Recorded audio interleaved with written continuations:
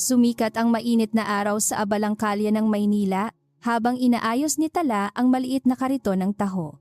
Ang matamis na amoy ng arnibal ay humahalo sa makapal na usok ng mga sasakyang dumadaan. Sa kabila ng pagod mula sa paggising ng madaling araw, nananatiling matatag ang kanyang ngiti para sa mga nagmamadaling manggagawa at estudyante. Ang bawat pagtawag niya ng taho ay umaalingaw-ngaw sa maingay na eskinita bilang patunay ng matibay na determinasyon na mabuhay ng marangal. Wala siyang ibang inaasahan kundi ang sariling pawis upang matustusan ang pangangailangan ng pamilya sa araw na ito.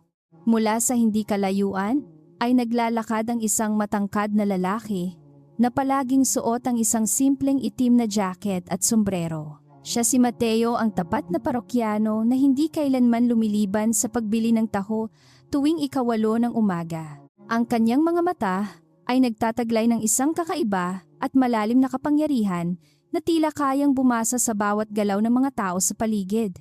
Bagamat payak lamang ang kanyang panlabas na anyo ay mayroong isang uri ng awtoridad sa kanyang mga hakbang na hindi sinasadyang nagpapababa sa tingin ng sinumang makasalubong niya sa masikip na bangketa. Nang makalapit sa kariton ay tahimik na inabot ni Mateo ang 2 barya na may kasamang magalang na tango kay Tala. Agad namang inihanda ng dalaga ang isang malaking baso ng mainit na taho na puno ng matamis na arnibal at malambot na sago.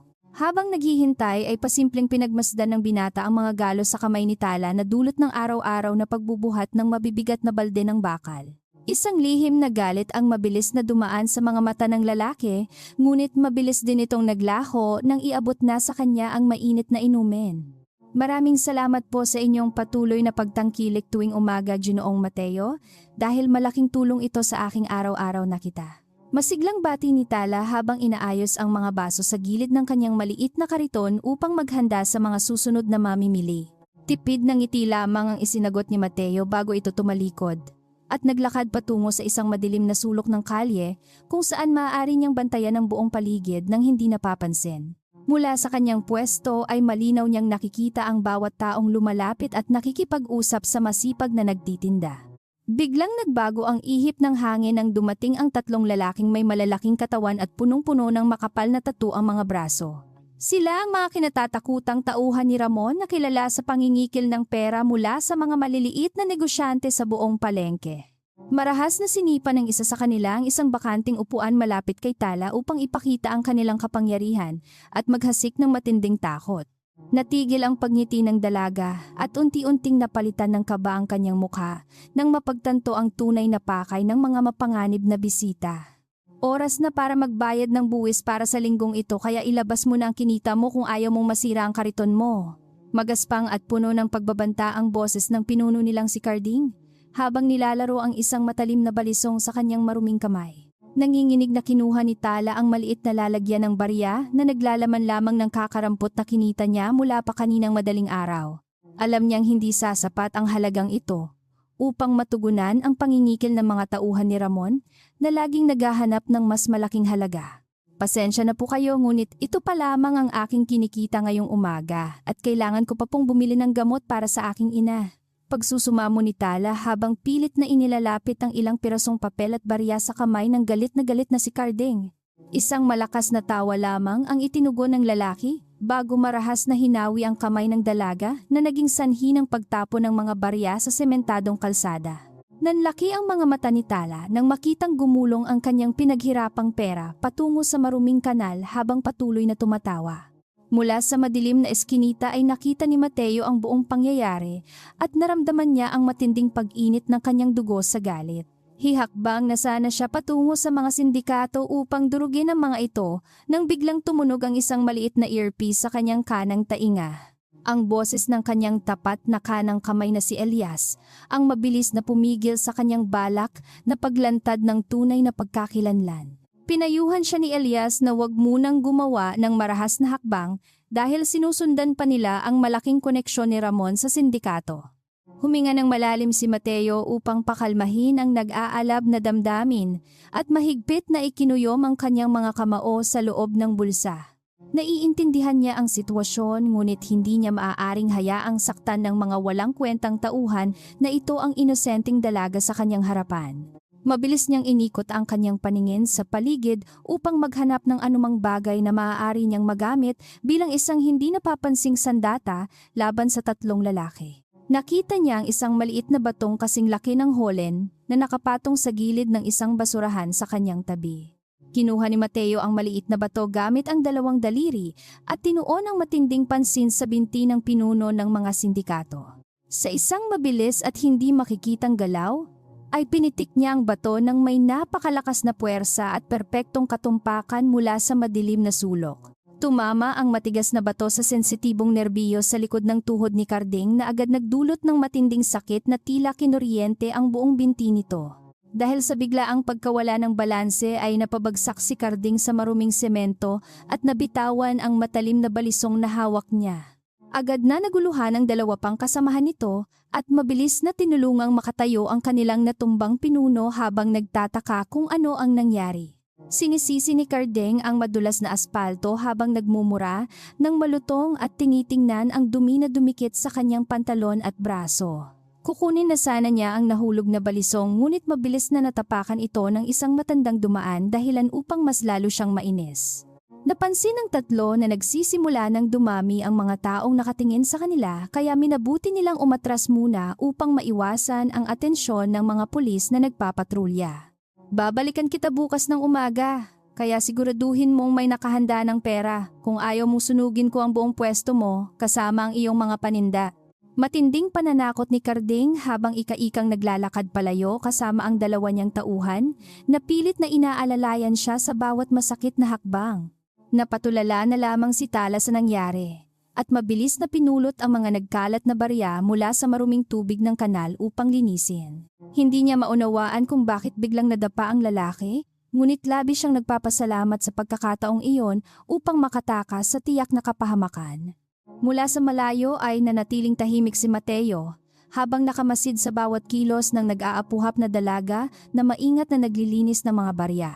Inayos niya ang pagkakasuot ng kanyang itim na sombrero upang lalong itago ang kanyang mukha sa mga dumadaang tao bago tuluyang naglakad palayo sa lugar na iyon.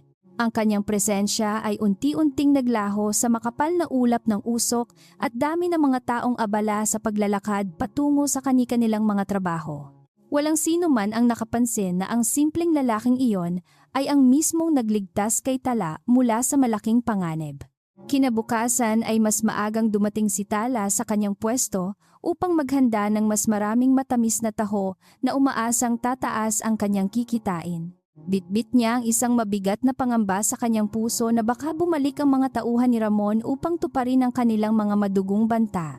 Sa kabila ng matinding takot na nararamdaman, ay pilit niyang pinatatatag ang sarili dahil mas kailangan ng kanyang may sakit na ina ang perang kikitain niya. Patuloy siyang nagtatawag ng mga mamimili nang may malakas na boses habang palihim na nagmamasid sa bawat lalaking dumadaan sa kanyang paligid. Mula sa parehong madilim na sulok ay naroon na naman si Mateo na tahimik na nagbabantay habang may suot na itim na salamin upang itago ang kanyang mga mata.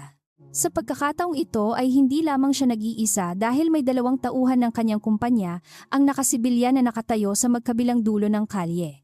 Sila ay mga piling miyembro ng pribadong seguridad ng kanyang malaking imperyo na handang kumilos sa oras na magbigay ng senyales ang kanilang makapangyarihang pinuno. Ang buong kalsada ay nasa ilalim na ng maingat at detalyadong pagbabantay ng pangkat ng bilyonaryong lihim. Pagsapit ng 8:08 ng umaga, ay lumapit muli si Mateo sa pwesto ni Tala tulad ng kanyang nakagawian at tahimik na inabot ang dalawang barya.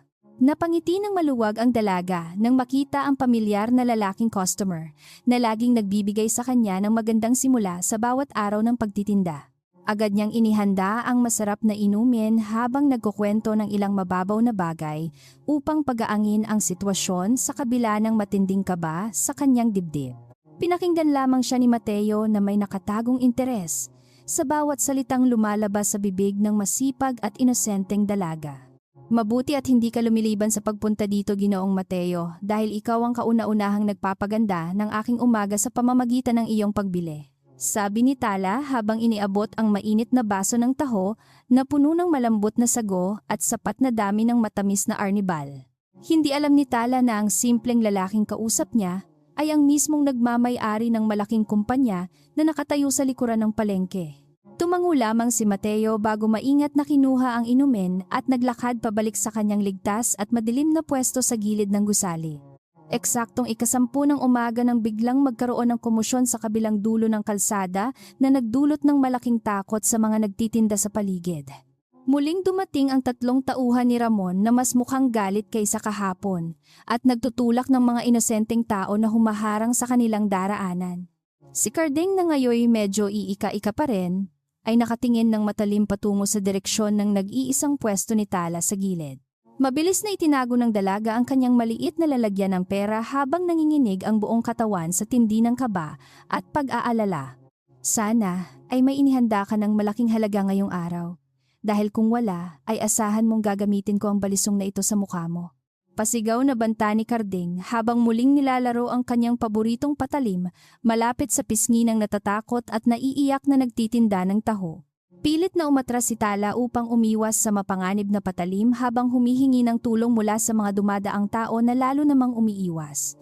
Walang sino man ang naglakas loob na tumulong dahil lahat sila ay takot sa malawak na impluwensya ni Ramon at ng kanyang malupit na sindikato. Mula sa kanyang pwesto ay hinawakan ni Mateo ang maliit na mikropono sa kanyang kwelyo at bumulong ng isang mabilis na utos sa kanyang tauhan. Gawin ninyo ang nararapat ngunit huwag kayong gagamit ng dahas na makakapukaw ng atensyon ng maraming tao upang hindi masira ang ating buong plano.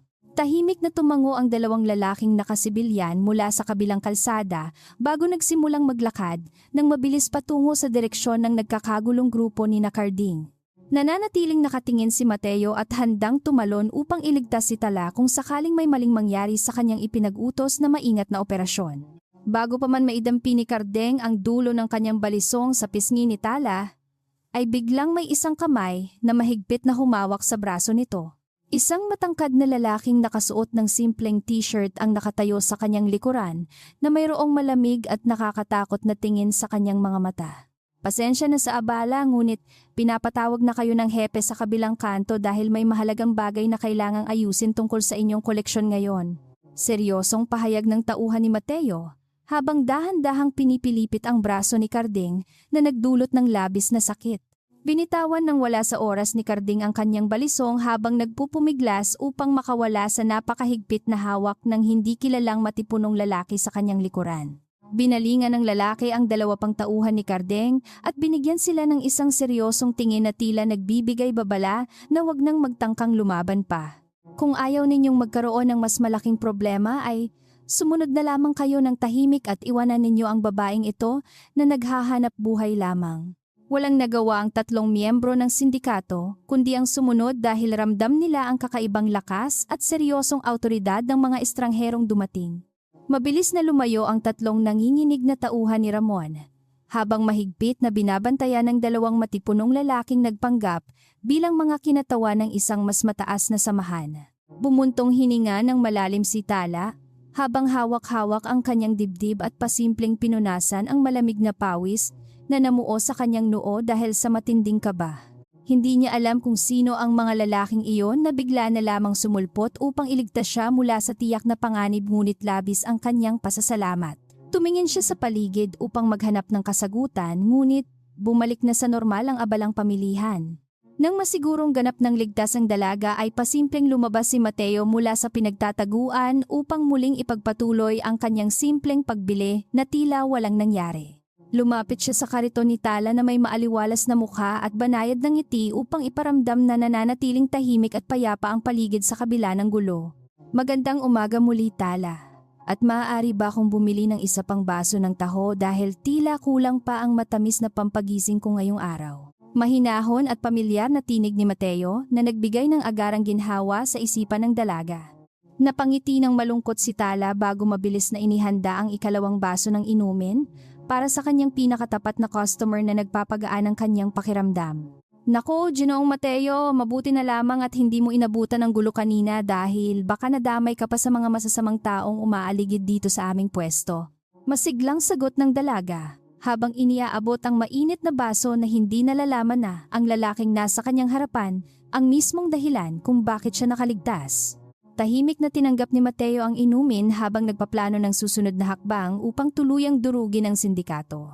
Patuloy ang pag-ikot ng mundo sa magulong syudad ng Maynila, ngunit isang mabigat na pakiramdam ang bumabalot sa puso ni Tala. Ang mga nakaraang araw ay naging tahimik, ngunit batid niyang isa itong mapanganib na katahimikan na nagbabadya ng isang napakalaking unos.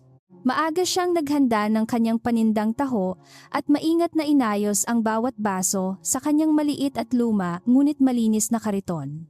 Sa bawat pagpatak ng arnibal ay naiisip niya ang malupit na mukha ni Karding at ang mga banta nitong patuloy na sumisira sa kanyang kapayapaan tuwing gabi. Sa kabilang banda ng kalye ay naroon na naman ang lihim na tagabantay na si Mateo na nakasandal sa isang malamig na pader ng lumang gusali. Ang kanyang mga mata ay parang sa isang matalim na agila na sumusuri sa bawat sulok ng abalang palengke upang tiyakin ang kaligtasan ng masipag na dalaga. Hindi siya nakatulog ng maayos kagabi dahil sa malalim na pag-iisip kung paano wawasakin ang buong sindikato nang hindi nalalagay sa panganib ang buhay ng mga inosente. Hawak niya ang isang maliit na telepono kung saan patuloy na nagpapadala ng impormasyon ang kanyang mga pinagkakatiwalaang tauhan. Ginoong Mateo, napatunayan na namin na hindi lamang simpleng pangingikil ang ginagawa ni Ramon sa maliit na pamilihan ng mga nagtitinda sa kalye. Isang seryosong boses mula sa linya ang bumasag sa katahimikan ng umaga ng bilyonaryo habang patuloy siyang nagmamasid sa ginagawa ni Tala. Ayon sa pinakabagong ulat ni Elias, ay may isang malaking korporasyon na nagpaplanong kamkamin ang buong lupain ng pamilihan upang patayuan ng isang malaking commercial center. Ang pananakot na ginagawa ng grupo ni Ramon ay isang marahas na hakbang lamang upang piliting lumayas ang mga mahihirap na nagtitinda. Matalim na tiningnan ni Mateo ang direksyon kung saan naroon ang kariton ni Tala na ngayon ay masayang naglilingkod sa isang batang mamimili. Isang malalim at mapanganib na galit ang muling nag-alab sa kanyang dibdib nang mapagtanto ang kasakiman ng mga taong nasa likod ng proyektong ito. Hindi niya hahayaan na wasakin ng mga ganid na negosyante ang munting kabuhayan ng babaeng nagbigay ng kulay sa kanyang mga simpleng umaga sa magulong syudad. Kailangan niyang maging maingat upang maibunyag ang tunay na utak sa likod ng maruming operasyong ito nang hindi nabubunyag ang kanyang pagkakilanlan. Pagsapit ng tanghali ay muling nagdilim ang kalangitan at kasabay nito ay ang pagdating ng mas malaking grupo ng mga mapanganib na lalaki sa pamilihan. Si Ramon mismo ang nangunguna sa pangkat na binubuo ng higit sa 10 tauhan na may dalang mga pamalo at bakal na tubo. Ang kanilang presensya ay nagdulot ng agarang panik sa buong lugar na naging sanhi ng mabilisang pagliligpit ng mga paninda ng ilang natatakot na negosyante. Nakatayo si Ramon sa gitna ng kalsada na mayabang na nakangisi habang pinapanood ang takot na namumuo sa mga mata ng mga tao. Walang pag-aatubiling naglakad si Ramon patungo sa pwesto ni Tala kung saan nanginginig na nakatayo ang dalaga habang yakap ang kanyang maliit na lalagyan ng pera.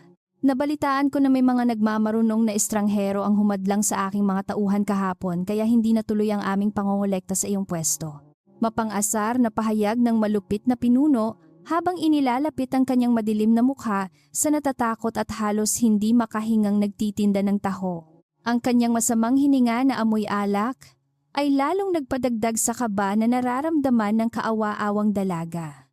Wala po akong kinalaman sa mga lalaking iyon at hindi ko rin po alam kung sino sila, kaya parang awa ninyo ay pabayaan ninyo na po ako. Panginginig na sagot ni Tala habang dahan-dahang inilalapit ang kanyang sarili sa likod ng kanyang kariton upang humanap ng kaunting proteksyon mula sa mga kriminal. Isang malakas na sampalang dumapo sa pisngi ng dalaga na naging sanhi ng kanyang pagbagsak sa maruming semento at pagtulo ng dugo mula sa kanyang labi. Nagulat ang lahat ng mga nakasaksi ngunit walang sino man ang naglakas loob na lumapit upang tumulong sa kanya. Muntik nang sirain ni Mateo ang maliit na telepono sa kanyang kamay nang makita ang kalupitang ginawa ni Ramon sa walang laban na si Tala. Ang bawat kalamnan sa kanyang katawan ay nanigas sa matinding pagnanais na tumakbo at patayin ang lalaking nanakit sa babaeng kanyang palihim na pinoprotektahan. Ngunit agad siyang pinigilan ng tinig ni Elias sa earpiece na nagpapaalala sa mas malaking misyon na kailangan nilang tapusin upang tuluyang malinis ang lugar. Huminga siya ng napakalalim at pinilit na ikalma ang nag-aapoy na galit sa kanyang puso habang matalim na nakamasid. Bilang parusa sa iyong pagmamatigas, ay sisiguraduhin kong hindi ka na makakapagtinda dito kahit kailan, kaya panoorin mo kung paano mawala ang iyong kabuhayan. Malakas na utos ni Ramon sa kanyang mga tauhan na agad namang sumunod at nagsimulang wasakin ang maliit na kariton ng umiiyak na dalaga. Pinagtatadyakan nila ang mga lalagyan ng taho na naging sanhi ng pagdanak ng mainit na inumin at matamis na arnibal sa maruming kalsada ng pamilihan. Wala nang nagawa si Tala kundi ang umiyak ng malakas habang pinapanood na masira ang tanging pinagkukunan niya ng pera para sa ina. Ito ay magsisilbing malinaw na babala sa inyong lahat na nagbabalak na lumaban sa aking kapangyarihan dahil ako ang batas sa pamilihang ito. Malakas na sigaw ni Ramon upang marinig ng lahat ng nakapaligid na negosyante na ngayon ay tahimik na nakayuko dahil sa labis na takot para sa kanilang buhay. Matapos ang marahas na pagpapakita ng lakas, ay tinalikuran nila ang wasak na kariton at ang umiiyak na si Tala habang nagtatawanan na tila nakagawa ng isang malaking tagumpay. Iniwan nila ang dalaga na lugmok sa lupa habang nakikiramay ang ilang mga kaibigan. Dahan-dahang lumapit ang ilang matatandang nagtitinda upang tulungang makatayo si Tala habang iniaabot ang isang malinis na panyo upang punasan ang kanyang dumudugong labi. Paano na ang pambili ng gamot ng aking ina? At ano na ang aming kakainin ngayon gayong sira na ang aking nag-iisang kariton? Hagulgol ng dalaga habang pilit na pinupulot ang mga basag na piraso ng salamin at nayuping bakal mula sa kanyang nawasak na maliit na negosyo. Matinding awa ang naramdaman ng mga taong nakapaligid, ngunit wala rin silang sapat na pera upang matulungan ang kahabag-habag na biktima. Nang makaalis na ang mga sindikato ay dahan-dahang lumabas si Mateo mula sa kanyang pinagtataguan at naglakad patungo sa nagkakagulong grupo ng mga tao. Pilit niyang inayos ang kanyang ekspresyon upang magmukhang isang ordinaryong mamimili na nagulat sa nangyari sa kanyang paboritong tindera ng matamis na taho. Pakiusap ay magbigay kayo ng daan dahil baka kailangan niyang madala sa pagamutan upang masuri ang kanyang natamong sugat sa mukha at mga pasa. Kalmadong pakiusap ni Mateo na agad namang sinunod ng mga tao dahil sa hindi maipaliwanag na awtoridad na nanggagaling sa kanyang simpleng boses. Lumuhod si Mateo sa harapan ni Tala at dahan-dahang inabot ang isang malinis na puting panyo mula sa bulsa ng kanyang itim na jacket. Huwag ka nang umiyak. Tala, dahil tutulungan kita na maayos ang iyong kariton at siguradong makakapagtinda ka muli sa lalong madaling panahon dito. Mahinahon at nakakapanatag na pahayag ng bilyonaryo. Habang maingat na pinupunasan ang mga luha na patuloy na umaagos mula sa magagandang mata ng umiiyak na dalaga. Bahagyang nagulat si Tala sa ginawa ng lalaki, ngunit nakaramdam siya ng matinding kaligtasan sa presensya ng kanyang tapat na customer. Maraming salamat po, Ginoong Mateo, ngunit hindi ko na po kailangang pumunta sa pagamutan dahil wala po akong sapat na pera para magbayad doon. Malungkot na tugon ng dalaga habang pilit na iniiwas ang kanyang paningin dahil sa hiya na makita siya ng lalaki sa ganoong kaawa-awang kalagayan sa kalsada. Kailangan ko na pong umuwi upang alagaan ang aking ina. Dahil tiyak na mag-aalala iyon kapag nalaman niya ang nangyari sa akin at sa aking paninda. Sinubukan niyang tumayo ngunit muntik na siyang matumba dahil sa panghihina ng kanyang mga tuhod mula sa matinding takot. Huwag mo nang isipin ang bayarin dahil ako na ang bahala doon at ihahatid din kita sa inyong bahay upang makasiguro akong ligtas ka talaga. Mabilis na inalalayan ni Mateo ang dalaga at hinawakan ng mahigpit ngunit may pag-iingat ang braso nito upang hindi tuluyang bumagsak sa maruming semento. Tinawag niya ang isang dumadaang taxi at maingat na inalalayan si Tala papasok sa loob ng sasakyan habang nagtataka ang mga nakasaksi sa pangyayari. Wala nang nagawa ang dalaga kundi ang sumunod dahil sa panghihina at pamamanhid ng kanyang katawan mula sa naranasang matinding gulo. Habang nasa loob ng umaandar na sasakyan, ay lihim na nagpadala ng isang maikling mensahe si Mateo sa kanyang tapat na kanang kamay na si Elias. Ipag-uutos ko na bumili kayo ng pinakabago at pinakamatibay na kariton para sa pagtitinda ng taho at ipadala ninyo ito ng lihim sa kanyang address. Karagdagang utos pa niya ay ang palihim na pagbibigay ng tulong pinansyal sa pamilya sa pamamagitan ng isang huwad na charity organization upang hindi maghinala ang dalaga. Nais niyang ibalik ang mga ngiti ni Tala nang hindi ipinapaalam ang kanyang totoong kakayahan at napakalaking kayamanan. Tumigil ang sasakyan sa isang masikip at madilim na eskinita kung saan nakatayo ang isang maliit na bahay na gawa sa lumang kahoy at yero. Ito po ang aming tirahan, Ginoong Mateo. At lubos po akong nagpapasalamat sa inyong pagmamalasakit na ihatid ako ng ligtas kahit na naabala ko ang inyong oras. Nahihiyang pahayag ni Tala habang dahan-dahang bumababa sa sasakyan at inaalalayan pa rin ng matipunong lalaki na nagligtas sa kanya mula sa matinding kahihiyan kanina. Sinuri ni Mateo ang paligid at nakita ang hirap ng buhay na pinagdadaanan ng pamilya na mas lalong nagpatibay sa kanyang desisyon. Sino iyan, anak? At bakit may mga pasaka sa iyong mukha? Ano ba ang nangyari sa iyo sa palengke kaninang umaga? At nasaan ang iyong kariton? Nag-aalalang tanong ng isang matandang babae na nakahiga sa isang maliit na kama sa loob ng bahay nang makita ang kalagayan ng kanyang nag-iisang anak. Mabilis na lumapit si Tala upang yakapin ang kanyang ina at pilit na itinago ang katotohanan sa pamamagitan ng isang kasinungalingan upang hindi ito makaranas ng stress. Nadapa lamang po ako dahil sa dulas ng kalsada, ngunit tinulungan po ako ng mabait na lalaking ito upang makauwi. Magandang hapon po, Ginang. Ako po si Mateo at isa po ako sa mga suki ng inyong anak sa pagbili ng kanyang masarap na taho tuwing umaga. Magalang na nagpakilala ang bilyonaryo habang yumuyuko bilang tanda ng malaking paggalang sa matandang babae na halatang may malubhang karamdaman na kailangang gamutin. Nakita ko po ang aksidente kaya minabuti ko na pong tulungan siyang makauwi upang makapagpahinga siya ng maayos dahil tiyak na masakit pa ang kanyang mga sugat. Isang tipid ngunit sinserong ngiti ang iginawad ni Mateo na agad nagbigay ng kapanatagan sa nag-aalalang puso ng matanda. Maiwan ko na po kayo at sana ay gumaling na kayo agad. Tala, magpahinga ka muna at huwag mo munang isipin ang pagtitinda bukas sa palengke. Paalam ni Mateo bago dahan-dahang lumabas ng maliit na bahay at naglakad pabalik sa naghihintay na sasakyan sa kanto ng madilim at masikip na eskinita. Nang makapasok sa sasakyan ay agad siyang nag-utos sa kanyang mga nakabantay na tauhan na paligiran ang buong lugar ng mahigpit na seguridad para sa kaligtasan. Walang sino man mula sa pangkat ni Ramon ang maaaring makalapit sa bahay na ito nang hindi nakakatikim ng matinding kamatayan. Sa isang marangyang opisina sa tuktok ng isang matayog na gusali sa Makati ay masayang umiinom ng mamahaling alak ang tunay na utak ng lahat ng gulo. Siya ay si Don Carlos, isang kilalang negosyante na gumagamit ng mga ilegal at mararahas na pamamaraan upang mapalawak ang kanyang malaking imperyo ng lupain at negosyo. Nakikinig siya sa ulat ni Ramon tungkol sa matagumpay na pagpapasunod sa mga nagtitinda sa pamilihan, kasama na ang ginawang pagwasak sa kariton ng isang hamak na dalaga. Isang napakasamang ngiti ang sumilay sa kanyang mukha habang nagpaplano ng susunod na hakbang sa kanyang malaking proyekto. Kailangan ninyong bilisan ang pagpapaalis sa mga taong iyon dahil nakatakda ng magsimula ang konstruksyon ng aking pinakamalaking mall sa susunod na buwan kahit anong mangyari. Mayabang at malamig na utos ni Don Carlos habang tinatanaw ang buong syudad mula sa kanyang malaking bintana na tila siya ang nagmamay-ari ng buong mundo.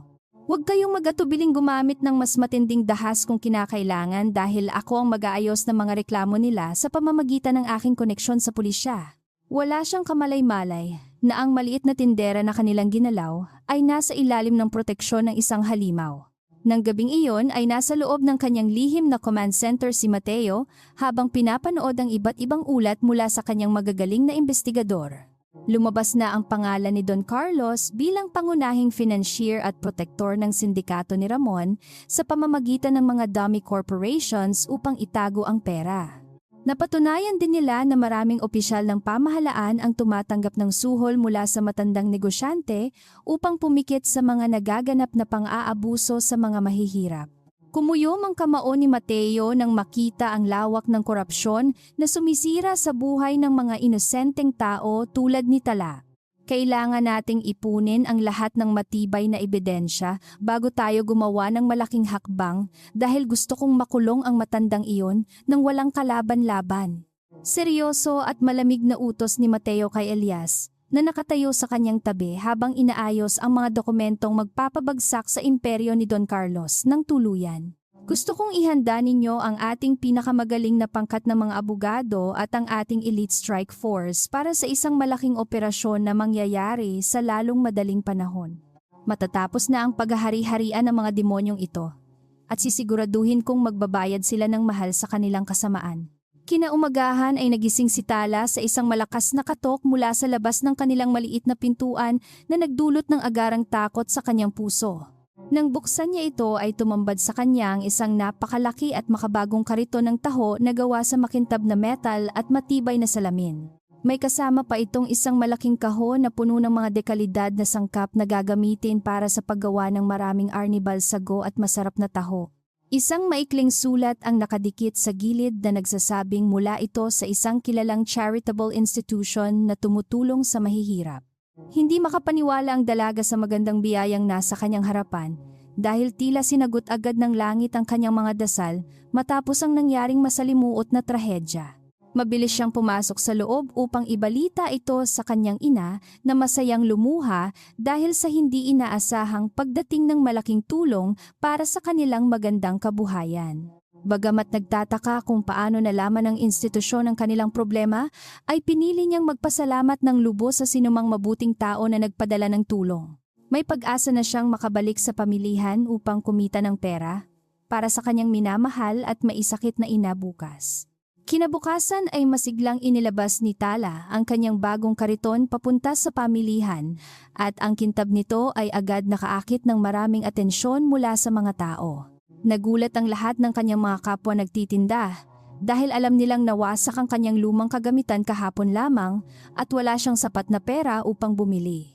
Masaya siyang nagkwento tungkol sa donasyon na natanggap niya kaya naman labis na natuwa ang kanyang mga kaibigan para sa mabilis na pag-angat ng kanyang kalagayan. Nagsimula siyang magtinda nang may mas malakas na boses at matamis na ngiti na nag-atubiling bumalik mula sa matinding takot. Mula sa pamilyar na madilim na sulok ay tahimik na nanonood si Mateo at isang maaliwalas na ngiti ang sumilay sa kanyang mga labi nang masilayan ang tagumpay. Nakita niya ang kasiyahan sa mga mata ng dalaga at naramdaman niyang naging sulit ang kanyang lihim na paraan upang mapasaya ang magandang babae. Ngunit alam niyang pansamantala lamang ang kasiyahang ito dahil tiyak na babalik ang mga sindikato kapag nalaman nilang muling nagtitinda ang dalaga ng walang takot. Hinigpitan niya ang pagbabantay at nagbigay ng utos sa kanyang mga tauhan na maging handa sa anumang posibleng mangyaring marahas na gulo sa paligid. Eksaktong 10:00 ng umaga nang makarating ang balita kay Ramon na muling nakita si Tala sa palengke na may dalang isang napakaganda at mamahaling bagong kariton. Nag-init ang ulo ng malupit na pinuno dahil pakiramdam niya ay tahasan siyang binabastos at hinahamon ng isang hamak na babae na wala namang kalaban-laban. Inutusan niya ang lahat ng kanyang magagamit na tauhan na magsama-sama upang puntahan ang palengke at bigyan ng isang madugong leksyon ang nagmamatigas na nagtitinda. Kinuha niya ang kanyang paboritong baril na nakatago sa kanyang baywang bilang paghahanda sa isang malaking kaguluhan na balak niyang gawin ngayon. Nagsimulang maglakad ang malaking pangkat ng mga kriminal patungo sa direksyon ng pamilihan na nagdulot ng labis na takot sa lahat ng taong nakakita sa kanilang pagdating. Ramdam ng buong komunidad ang paparating na malaking panganib at nagsimula na silang magsikap na magtago upang hindi madamay sa puot ng malupit na leader ng grupo. Walang kamalay-malay si Tala sa papalapit na unos habang masaya siyang nag-aabot ng baso ng taho sa isang bata na bumili sa kanyang pwesto. Sa kabilang banda, ay malamig na inilabas ni Mateo ang kanyang baril mula sa bulsa dahil hindi na niya ito palalampasin. Nagsimulang magkagulo sa buong pamilihan nang makita ng mga tao ang paparating na malaking grupo ng mga armadong kalalakihan. Ang tunog ng mga bakal na tubo na kinakaladkad sa sementadong kalsada ay nagdulot ng matinding kilabot sa bawat nakakarinig. Mabilis na nagsara ng kani-kanilang mga tindahan ang mga natatakot na negosyante upang maiwasan ang tiyak na kapahamakan na dala ni Ramon. Naiwang mag-isa si Tala sa gitna ng kalsada habang nanginginig na nakahawak sa kanyang bagong kariton ng taho nang walang kalaban-laban. Saan ka kumuha ng lakas ng loob na bumalik dito at magtinda matapos kong sirain ang lumang kariton mo kahapon? Pasigaw na tanong ni Ramon habang galit na nakatitig sa maganda at makintab na bagong kagamitan ng natatakot na dalaga. Gusto mo ba talagang subukan ng pasensya ko o sadyang matigas lamang ang iyong ulo kaya hindi ka nakakaintindi ng mga babala? Unti-unting lumapit ang mga mapanganib na tauhan ng sindikato upang paligiran ang kaawa-awang babae na ngayon ay lumuluha na sa takot. Wala po akong ginagawang masama at naghahanap buhay lamang po ako ng marangal para sa aking ina na may matinding karamdaman. pagsusumamo ni Tala habang pilit na inihaharang ang kanyang maliit na katawan upang protektahan ang bagong kariton mula sa mga kriminal. Parang awa ninyo ay hayaan ninyo na po akong magtinda dito dahil ito lamang ang tanging paraan upang kami ay mabuhay. Isang malakas na halakhak lamang ang itinugo ni Ramon bago mabilis na itinaas ang kanyang mabigat na bakal na tubo upang humampas. Bago pa man tumama ang malamig na bakal sa kariton, ay isang mabilis na bulto ang biglang sumulpot mula sa likuran. Mahigpit na sinalo ng isang malakas na kamay ang pabagsak na tubo nang walang kahirap-hirap na tila isa lamang itong maliit na patotoy. Nagulat ang lahat ng mga nakasaksi lalo na si Ramon nang makita ang pamilyar na lalaking palaging bumibili ng taho tuwing umaga. Ang mga mata ni Mateo ay naglalabas ng matinding yelo at galit na kayang pumatay ng sino mang maglakas loob na tumingin ng direkta. Sino kang pakialamero ka at bakit ka nakikialam sa mga gawain ng aking sindikato sa pamilihang ito na sakop ng aking kapangyarihan? Galit na sigaw ni Ramon habang pilit na binabawi ang kanyang bakal na tubo mula sa napakahigpit na pagkakahawak ng estranghero. Hindi niya maintindihan kung saan kumukuha ng napakalaking lakas ang lalaking ito na nakasuot lamang ng simpleng itim na jacket at sombrero. Nanatiling tahimik si Mateo, ngunit ang kanyang presensya ay nagdudulot ng isang nakakasakal na awtoridad sa buong paligid ng magulong kalsada. Isang mabilis na sipa ang pinakawalan ni Mateo na tumama ng eksakto sa tiyan ng malupit na pinuno ng mga sindikato. Dahil sa matinding puwersa ng atake, ay tumilapon si Ramon ng ilang metro palayo bago bumagsak ng malakas sa maruming semento. Napadaing siya sa matinding sakit habang namimilipit sa lupa at halos hindi makahinga dahil sa lakas ng pagkakabigla ng kanyang buong katawan. Agad na nagalit ang lahat ng kanyang mga tauhan at sabay-sabay na sumugod upang ipaghiganti ang kanilang natumbang pinuno na sumisigaw. "Huwag kang matakot! Tala at manatili ka lamang sa aking likuran upang hindi ka madamay sa anumang gulo na mangyayari ngayon."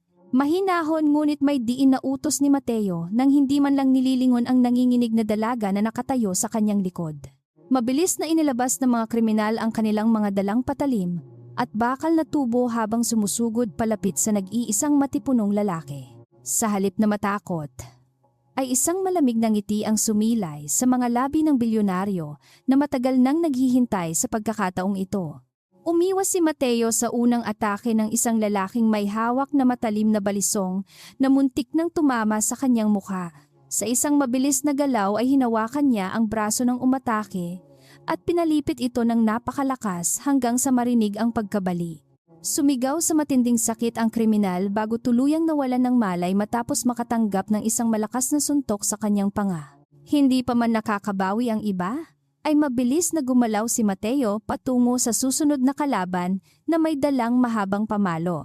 Tila isang nakamamatay na sayaw ang ginagawa ni Mateo habang iniiwasan at binabaligtad ang bawat pag-atake ng maraming tauhan ni Ramon. Ang bawat suntok at sipa niya ay nagtataglay ng perpektong katumpakan na agad nagpapabagsak sa sinumang tamaan ng walang laban.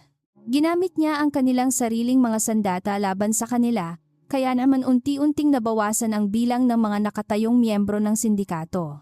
Nakatitig lamang si Tala sa buong pangyayari na halos hindi makapaniwala sa nakikitang kakaibang galing ng lalaking palagi niyang nakakausap araw-araw.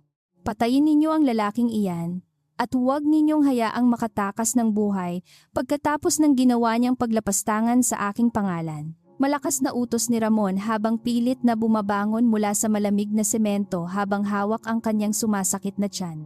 Naglabas ng baril ang isa sa mga tauhan at agad na itinutok ito sa direksyon ng matipunong lalaki na kasalukuyang nakikipaglaban.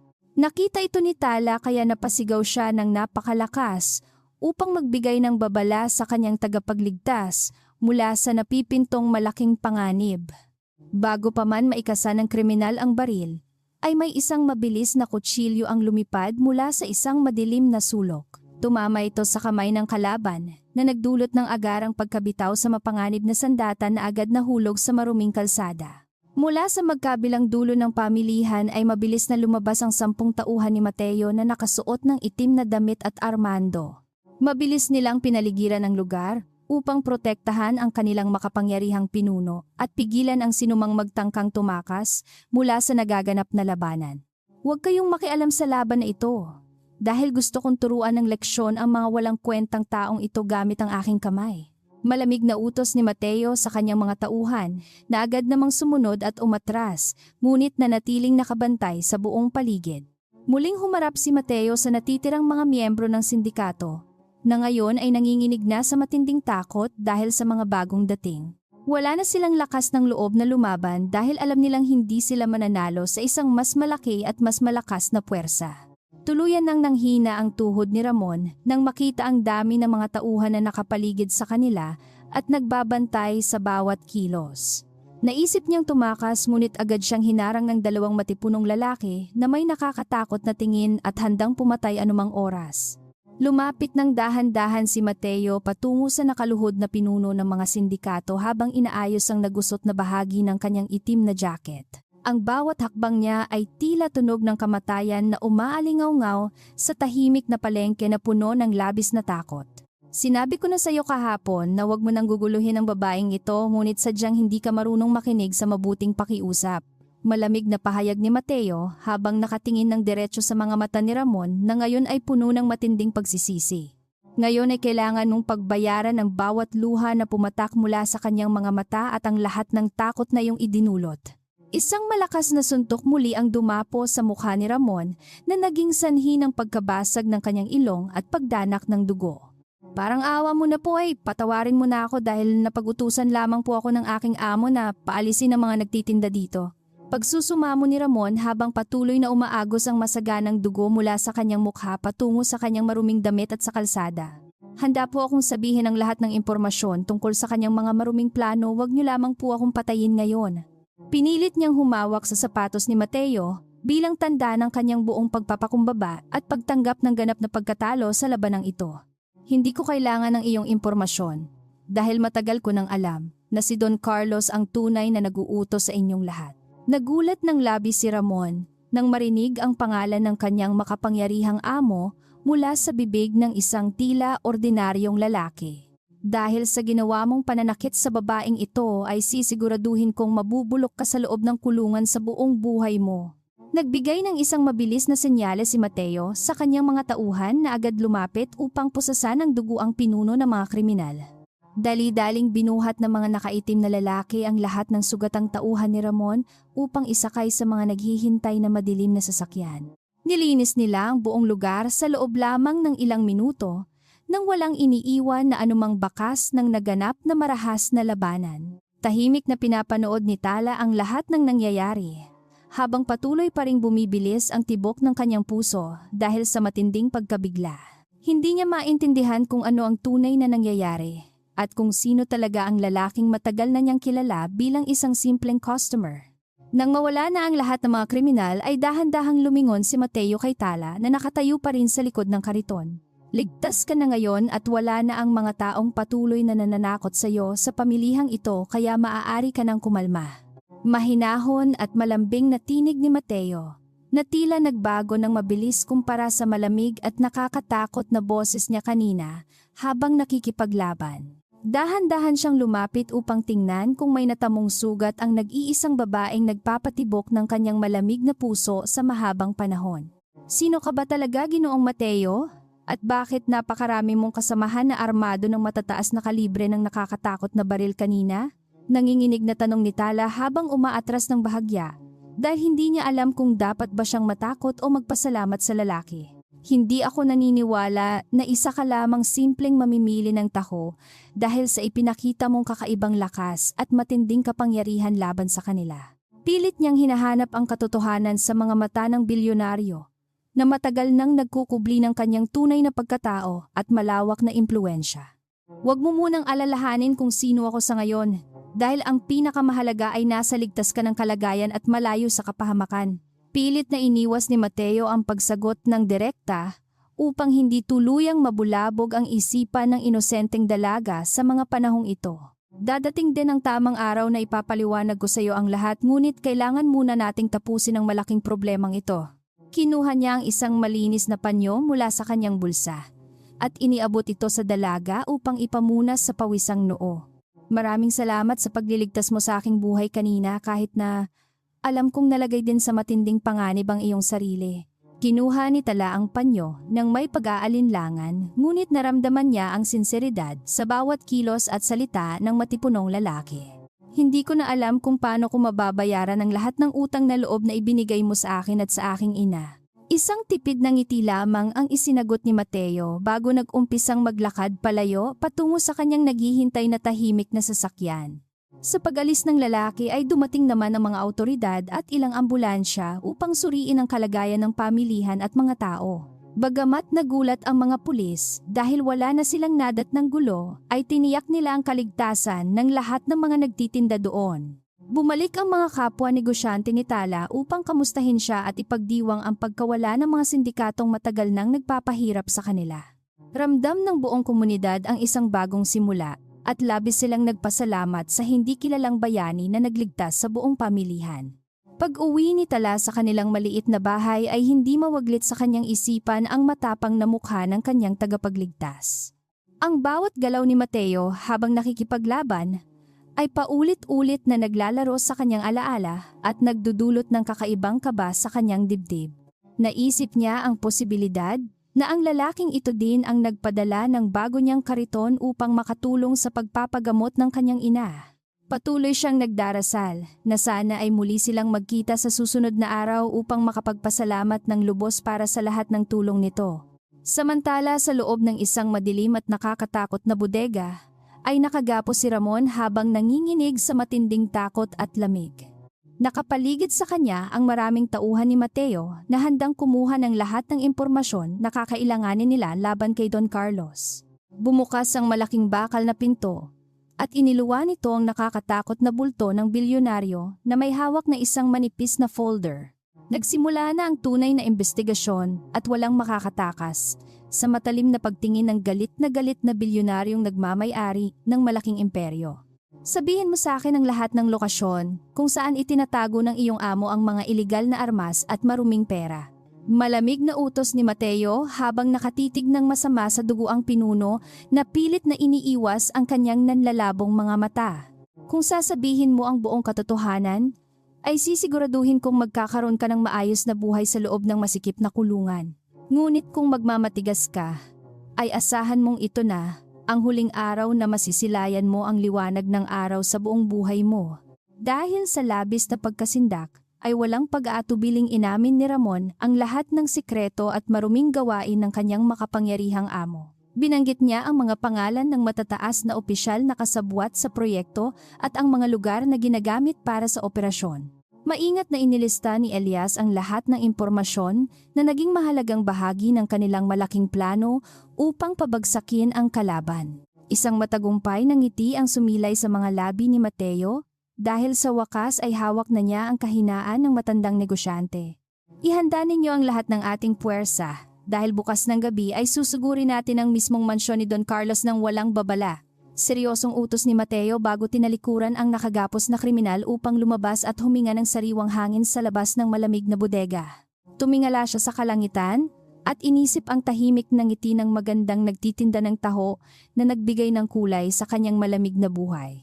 Gagawin niya ang lahat upang siguraduhin na hindi na kailanman muling makakaranas ng takot at pag-iyak ang inosenteng dalagang iyon. Ang malakas na tunog ng nabasag na baso ay umalingaw-ngaw sa buong marangyang opisina ni Don Carlos matapos niyang ibalibag ito sa pader. Namumula ang kanyang mukha sa matinding galit habang nakikinig sa ulat tungkol sa pagkaaresto kay Ramon at sa pagkasira ng kanilang malaking operasyon sa pamilihan. Hindi niya matanggap na ang kanyang mga pinagkakatiwalaang tauhan ay madaling tinalo ng isang hindi kilalang lalaki na nakasuot lamang ng simpleng itim na jacket. Sumisigaw siya sa kanyang mga natitirang bantay na nagbabantang papatayin silang lahat kung hindi nila malalaman ang tunay na pagkakilanlan ng mapanganib na estrangherong iyon.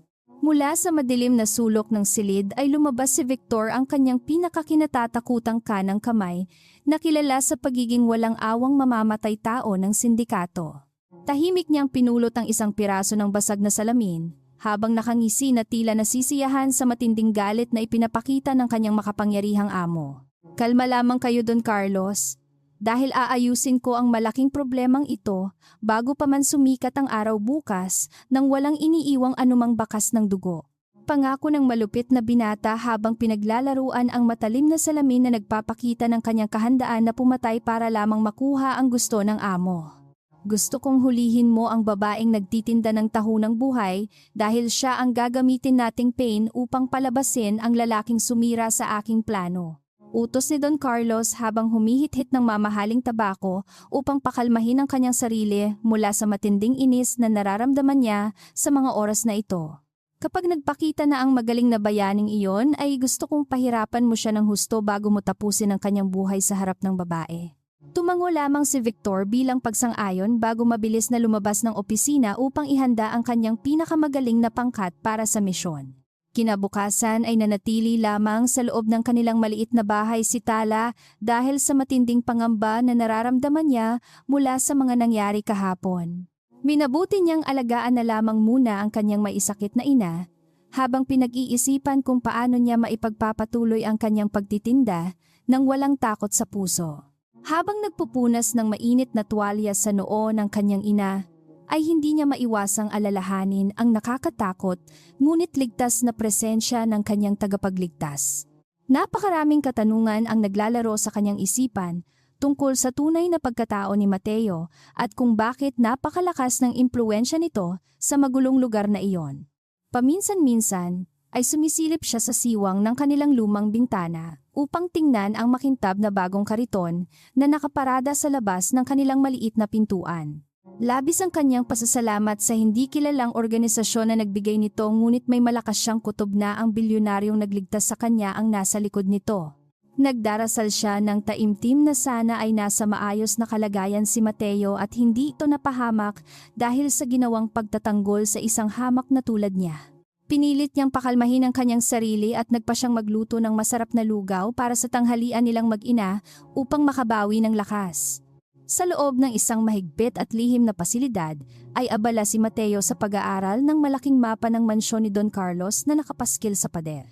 Pinaghahandaan niya ang isang malawakang pag-atake mamayang gabi upang tuluyang tapusin ang kasamaan ng matandang negosyante at iligtas ang komunidad mula sa pang-aabuso nito. Ang kanyang mga mata ay nagpapakita ng isang malamig at kalkuladong determinasyon na hindi kailanman nakita ng sinuman sa kanyang mga kalaban sa mundo ng negosyo.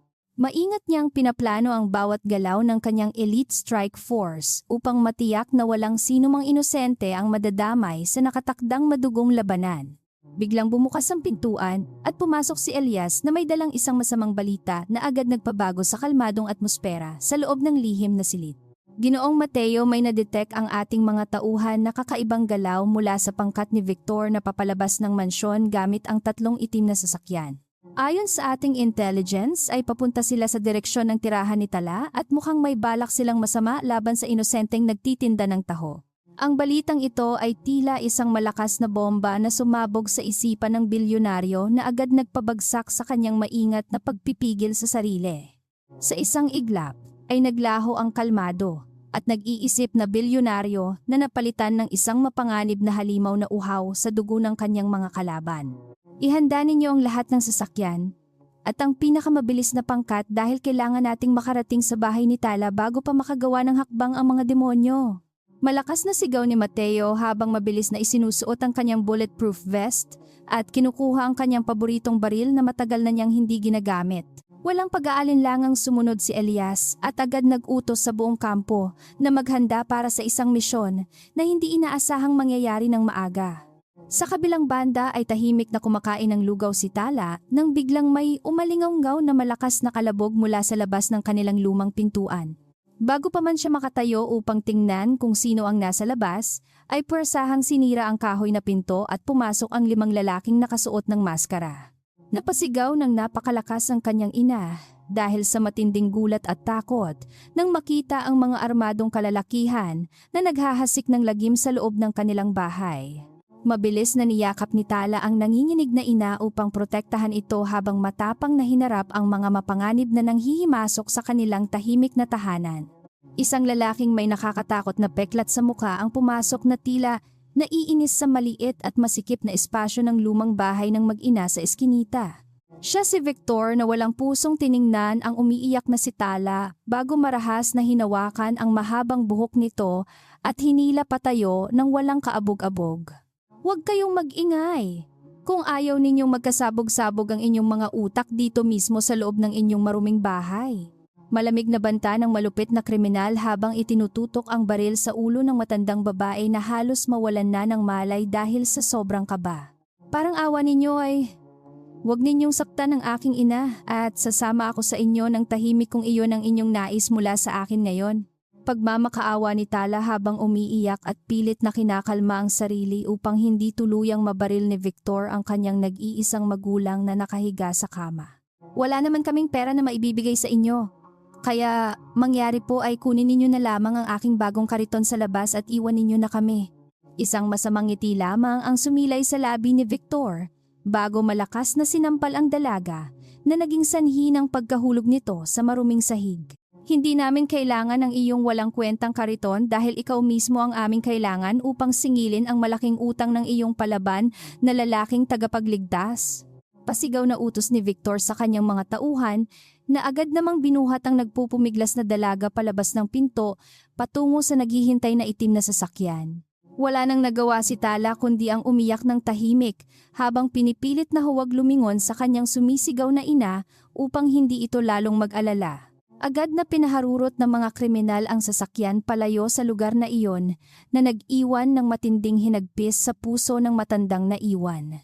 Ilang minuto lamang matapos umalis ang mga kumidnap ay dumating ang malaking pangkat ni Mateo, lulan ng mga maiitim na sasakyan na nagdulot ng malaking ingay. Mabilis siyang bumaba at tumakbo papasok sa sirang pintuan ngunit tumambad lamang sa kanya ang nagkalat na gamit at ang matandang ina na walang tigil sa pag-iyak. Nakita niya ang bakas ng pagpupumiglas sa sahig at ang natapong mainit na lugaw na nagpapahiwatig ng nangyaring marahas na pagdukot sa inosenteng nagtitinda ng taho. Isang matinding kirot ang naramdaman ni Mateo sa kanyang dibdib nang mapagtanto na nahuli siya sa pagliligtas sa babaeng mahalaga sa kanya. Parang awa mo na Ginoong Mateo ay iligtas mo ang aking anak mula sa mga masasamang lalaking iyon na sapilitang kumuha sa kanya gamit ang sasakyan. Pagsusumamo ng matanda habang pilit na inaabot ang kamay ng matipunong lalaki na ngayon ay nakatayo na tila isang estatwa sa gitna ng magulong kwarto. Sabi nila ay gagamitin daw nila ang aking anak upang maghiganti sa isang taong nagligtas sa kanya kahapon sa palengke kaya natatakot ako na baka patayin nila siya.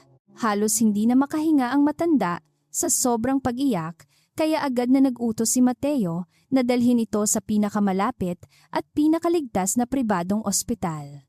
Pangako po sa inyo na ibabalik ko si Tala ng buhay at walang kahit anong galos sa kanyang katawan kahit nakapalit pa nito ang sarili kong buhay.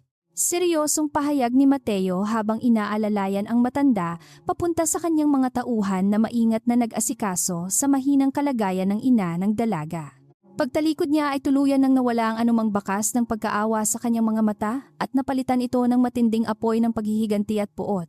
Ang mga nangahas na hawakan si Tala ay makakatikim ng pinakamatinding impyerno na hindi pa nila nararanasan sa buong buhay nila sa mundong ito.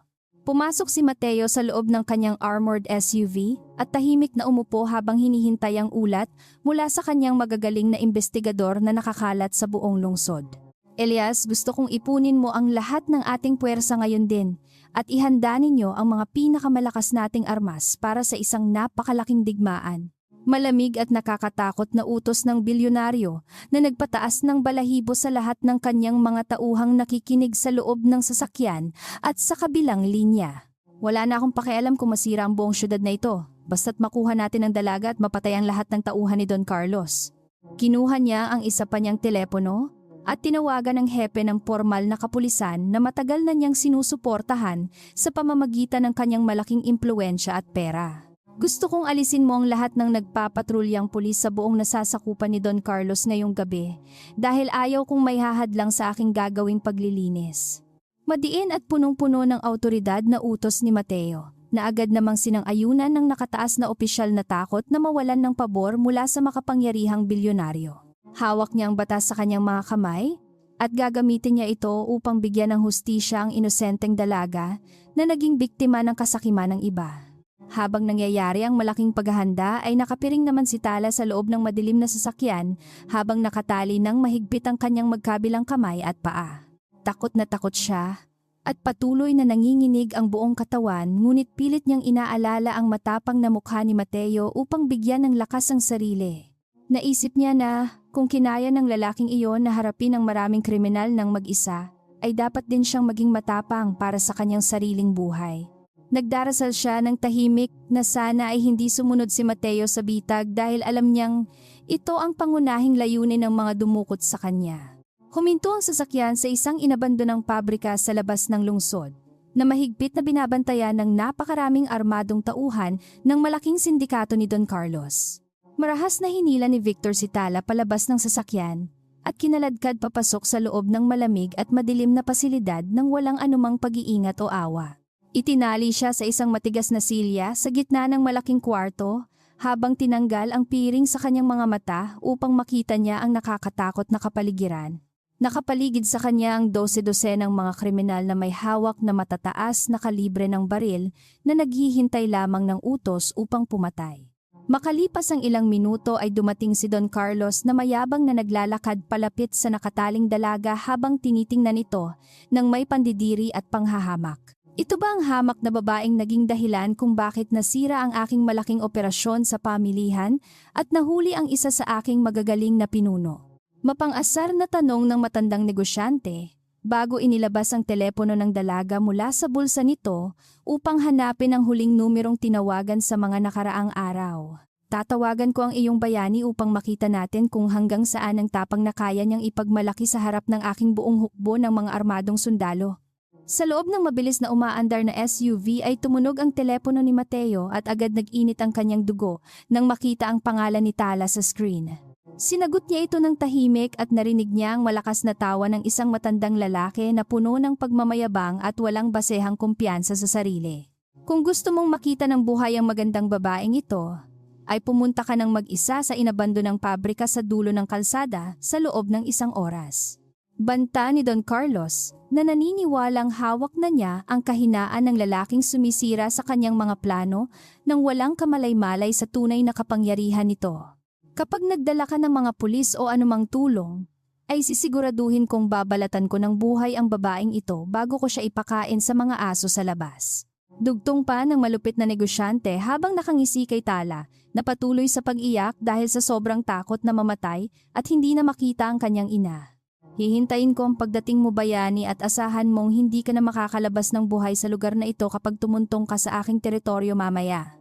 Walang anumang emosyong narinig mula kay Mateo, kundi isang malamig na paghinga bago tuluyang pinutol ang tawag ng matandang hindi alam kung sino ang kinakalaban nito. Mahigpit na kinuyom ni Mateo ang kanyang kamao hanggang sa mabasag ang teleponong hawak niya dahil sa sobrang tindi ng galit na hindi na niya mapigilan. Tumingin siya sa kanyang mga kasamahang nakasuot ng buong tactical gear at naghihintay ng kanyang susunod na utos na magbabago sa takbo ng madugong misyon na ito. Nais ng matandang iyon na pumunta ako ng mag-isa upang iligtas ang dalaga, ngunit hindi ako isang tanga na susunod sa gusto ng isang hamak na kriminal. Ihanda ninyo ang mga pampasabog at ang ating mga sniper dahil papasok tayo sa pasilidad na iyon nang walang iniiwang buhay sa lahat ng kanilang mga tauhan. Hindi tayo makikipagnegosasyon sa mga terorista at mamamatay tao na sumisira sa buhay ng mga inosente dahil tayo ang magdadala ng tunay na impyerno sa kanilang harapan. Mariing pahayag ni Mateo habang inilalatag ang isang mabilis ngunit detalyadong plano upang paligiran ang buong pabrika at putulin ang lahat ng linya ng komunikasyon at kuryente. Sabay-sabay tayong aatake mula sa lahat ng pintuan at bintana kapag nagbigay ako ng hudyat upang hindi sila makapaghada sa ating mabilis na pagpasok sa loob. Gusto kong protektahan ninyo ang dalaga sa gitna ng gulo, habang ako mismo ang sisingil sa buhay ng matandang iyon na naglakas loob na hamunin ako. Mabilis na isinuot ng bilyonaryo ang kanyang itim na tactical mask at inikasa ang kanyang matapang na assault rifle na handang magpaula ng libu-libong bala. Nawala na ang simpleng lalaking bumibili ng taho tuwing umaga, at ang tanging naiwan ay isang malamig at propesyonal na mersenaryo na pumatay na ng maraming tao. Ang bawat galaw niya ay kalkulado at puno ng determinasyon na iligtas si Tala mula sa tiyak na kapahamakan kahit na dumanak pa ang maraming dugo sa lupa. Narating nila ang kakahuyan malapit sa pabrika at tahimik na bumaba mula sa sasakyan upang simulan ang kanilang lihim na pag-ikot sa buong perimetro ng kaaway. Sa loob ng madilim na pabrika ay tahimik na nagdarasal si Tala, na sana ay wag nang pumunta si Mateo dahil alam niyang isa itong napakalaking patibong. Pinagtawanan lamang siya ni Don Carlos at sinabing walang silbi ang kanyang mga panalangin dahil sa lungsod na ito ay pera at kapangyarihan lamang ang tanging sinusunod. Huwag kang umasa na may himalang mangyayari dahil siguradong mamatay ang iyong bayani sa kamay ng aking mga pinakamagaling na tauhan sa oras na pumasok siya dito. Patuloy na pagyayabang ng matanda habang umiinom ng alak upang ipagdiwang ng maaga ang kanyang inaasahang tagumpay laban sa hindi kilalang makapangyarihang kalaban sa negosyo. Humugot ng malalim na hininga si Tala at pinilit na magsalita ng matapang sa kabila ng matinding kaba at panginginig ng kanyang buong katawan mula sa lamig. Ang tunay na lakas ay hindi nasusukat sa dami ng mga taong napapatay mo o sa paggamit ng dahas laban sa mga inosente at walang kalaban-laban na mamamayan. Makikita ninyo na hindi kayo magtatagumpay sa inyong kasamaan dahil palaging mananaig ang kabutihan at katarungan laban sa mga taong tulad ninyong ganid sa kapangyarihan at pera. Ang mga salitang iyon ay lalong nagpagalit sa matandang negosyante na hindi sanay na sinasagot ng isang hamak na babaeng galing lamang sa isang mahirap na komunidad. Itinaas ni Victor ang kanyang mabigat na kamay upang malakas na sampalin ang dalaga dahil sa pagiging palaban nito sa harap ng kanyang kinatatakutang amo. Ngunit bago pa man dumapo ang kanyang palad sa pisngi ni Tala, ay biglang namatay ang lahat ng ilaw sa buong pasilidad at naghari ang matinding dilim. Isang nakakabinging katahimikan ang bumalot sa buong lugar, na agad nagdulot ng malaking kaba sa dibdib ng lahat ng mga kriminal na nakatayo sa paligid ng dalaga. Hindi nila inaasahan ang biglaang pagkawala ng kuryente na sumira sa kanilang tiwala sa sarili dahil nawala ang kanilang kalamangan na makita ang paligid sa labas. Mabilis na nagkagulo ang mga tauhan ni Don Carlos at nag-uunahang buksan ang kanilang mga flashlight upang hanapin ang dahilan ng biglaang pagkawala ng liwanag. Ngunit kasabay ng pagbukas ng kanilang mga ilaw, ay sunod-sunod na tunog ng mga baril na may silencer ang umalingaw-ngaw na mabilis bumasag sa kanilang mga flashlight. Bumagsak sa sahig ang mga bantay sa labas ng pintuan, nang hindi man lang nakakapagpaputok ng kanilang mga sandata dahil sa bilis ng atake mula sa labas. Nagsimulang mataranta ang mga kriminal sa loob at nagpaputok ng walang direksyon sa dilim na nagdulot lamang ng mas malaking kaguluhan sa kanilang sariling hanay. Sa gitna ng kaguluhan at dilim ay nakapasok na si Mateo sa loob ng pabrika na tila isang mapanganib na anino na walang sino mang makapansin sa kanya. Ang kanyang night vision goggles ay nagbibigay sa kanya ng malinaw na paningin upang makita ang bawat nagpapanik na kalaban na nagtatago sa likod ng mga lumang makina. Nagsimula na ang pangangaso at ang bawat tahimik na pagpaputok niya ay nagbabagsak ng isang kriminal nang walang mintis at nagdadala ng matinding takot sa mga natitira. Napagtanto ng mga armadong tauhan na hindi sila ang naka-ambush kundi sila ang natrap kasama ang isang halimaw na hindi nila kayang talunin sa dilim. Isang nakakatakot at malamig na katahimikan ang muling bumalot sa loob ng pabrika habang unti-unting nauubos ang tauhan ni Don Carlos na walang nagagawang laban. Ramdam ni Victor at ng kanyang amo ang papalapit na kamatayan habang pilit na nagtatago sa likod ng silya kung saan nakatali ang panginginig na si Tala. Ang bitag na maingat na inihanda ng matandang negosyante upang patayin ang kanyang kalaban ay mabilis na naging sarili niyang madugong libingan sa gabing ito. Handa nang ibigay ni Mateo ang huling hatol sa mga demonyong sumira sa kapayapaan ng babaeng kanyang pinakamamahal bago muling bumalik ang liwanag sa buong paligid. Ang nakakabinging ingay mula sa itaas ay lalong lumakas hanggang sa tuluyang wasakin ng malalakas na hangin ang lumang bubong ng inabandonang pabrika. Sabay-sabay na napatingala ang mga natatakot na tauhan ni Don Carlos at nabitawan nila ang kanilang mga armas dahil sa tindi ng pagkabigla. 4 na malalaking itim na direktang helicopter ang nakalutang sa ere habang nagpapabuga ng napakaliwanag na ilaw patungo sa madilim na sahig ng gusali. Ang bawat sasakyang panghimpapawid ay may nakatatak na gintong logo ng pinakamalaki at pinakamakapangyarihang korporasyon sa buong bansa na pagmamay-ari mismo ni Mateo. Mula sa mga bukas na pinto ng mga helicopter, ay mabilis na nagbabaan ang 12-dosenang mga piling sundalo na nakasuot ng makabagong combat gear. Mahigpit silang nakakapit sa mga makakapal na lubid habang perpektong bumabagsak sa paligid ni Mateo at Tala upang magsilbing hindi matitibag na harang.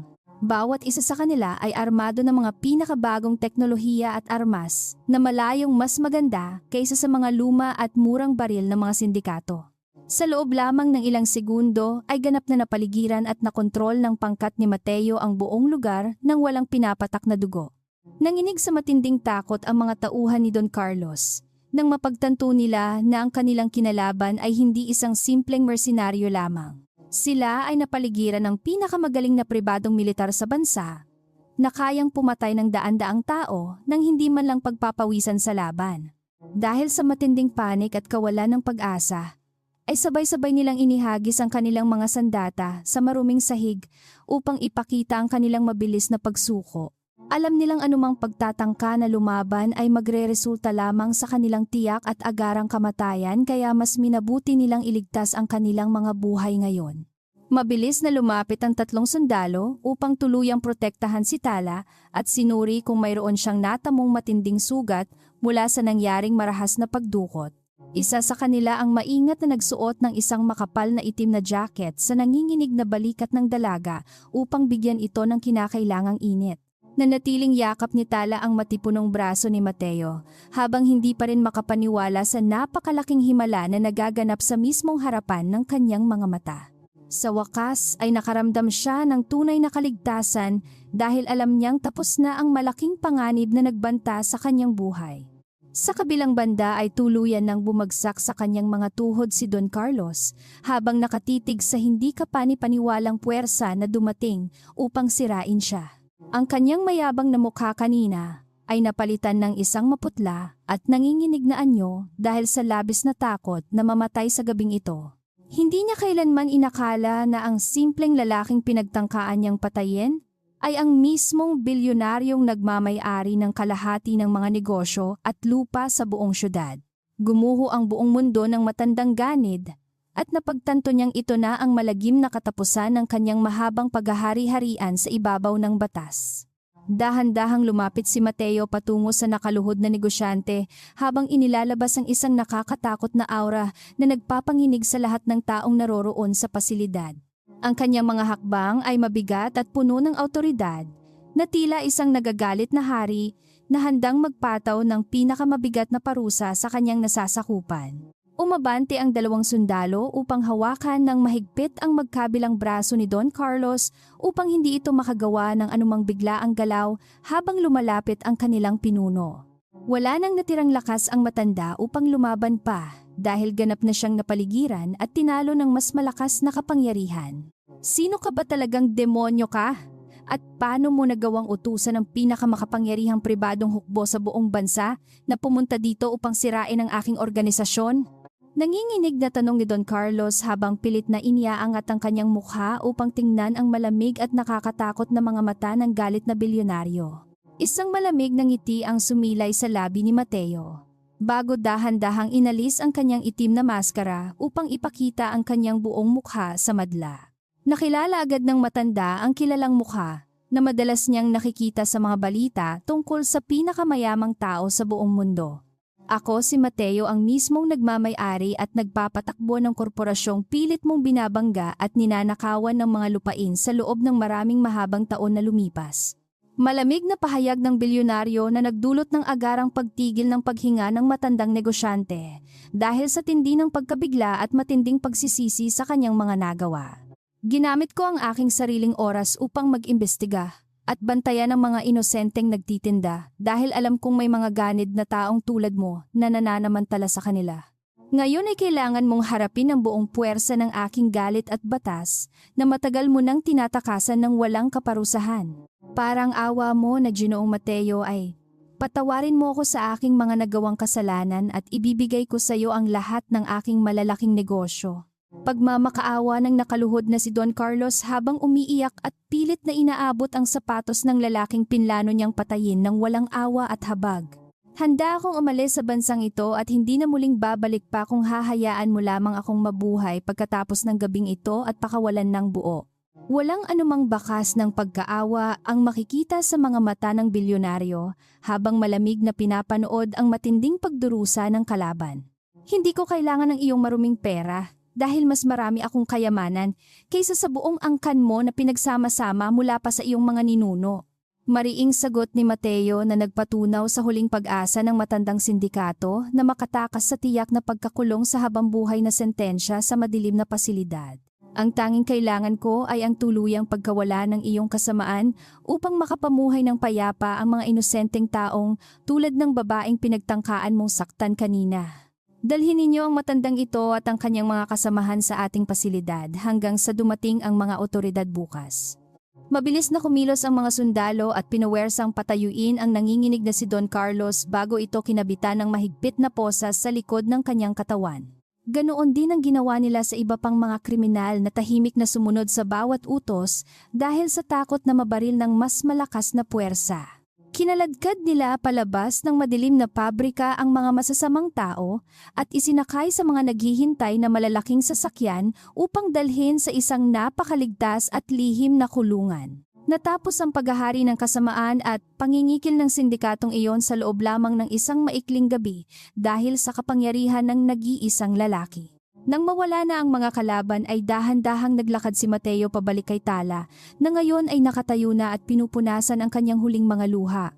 Ang matalim at nakakatakot na bilyonaryo kanina ay mabilis na nagbago at naging isang malambing at nag-aalalang lalaki nang makita ang inosenteng mukha ng kanyang pinakamamahal na dalaga.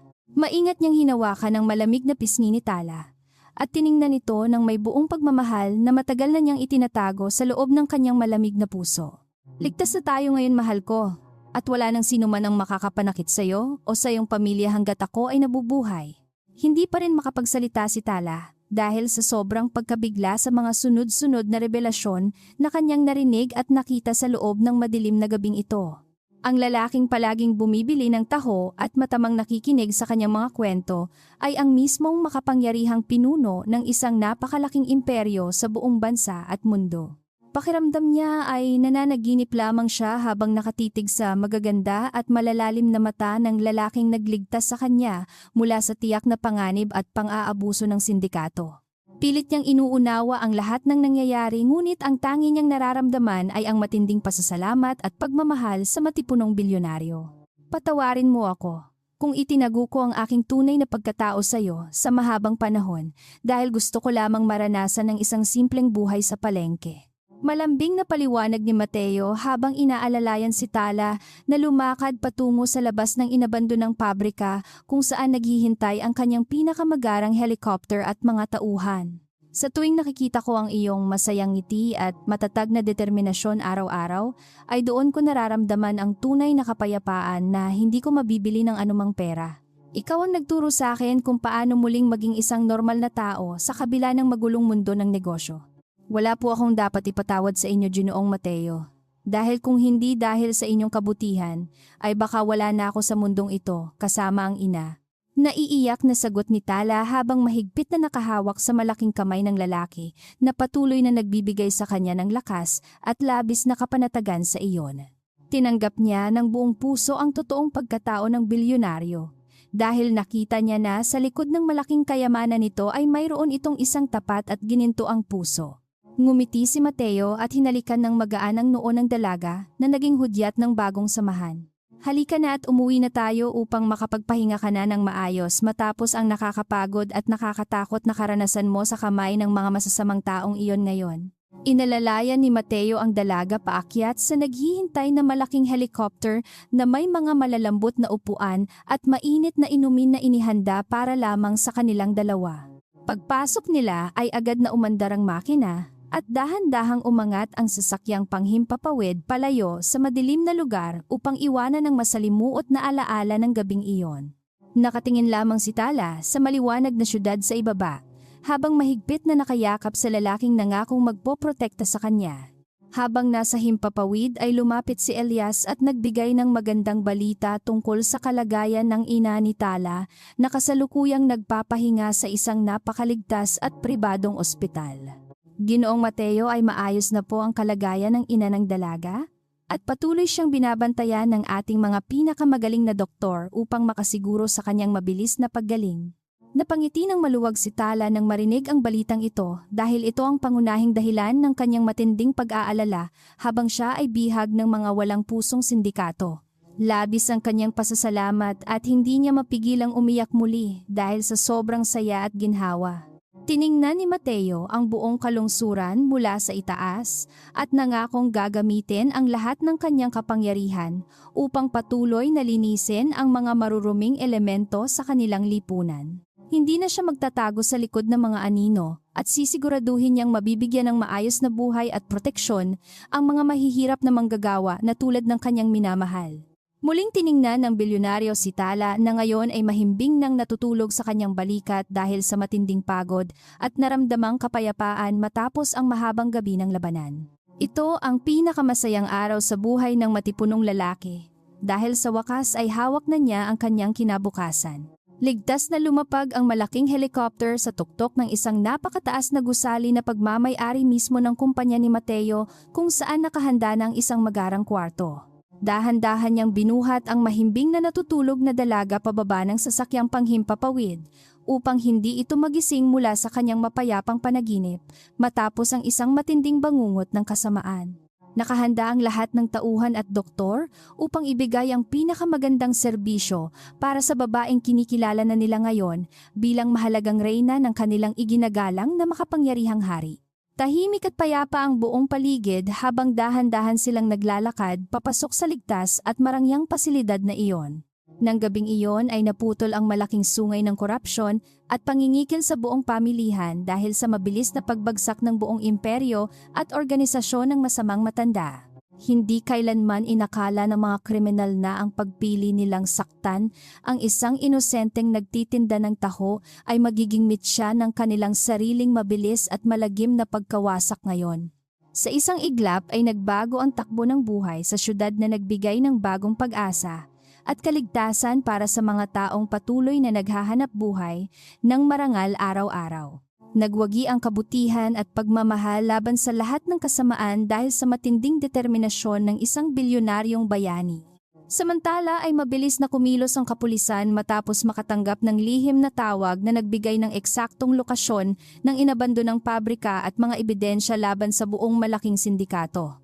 Pagdating nila doon, ay bumungad sa kanila ang ganap na sirang pasilidad na may mga natirang bakas ng armas ngunit wala na silang naabutang anumang buhay na masasamang tao. Tanging isang makapal na folder lamang ang iniwan sa gitna ng silid na naglalaman ng lahat ng maruruming transaksyon ni Don Carlos at mga kasabwat nitong opisyal ng pamahalaan.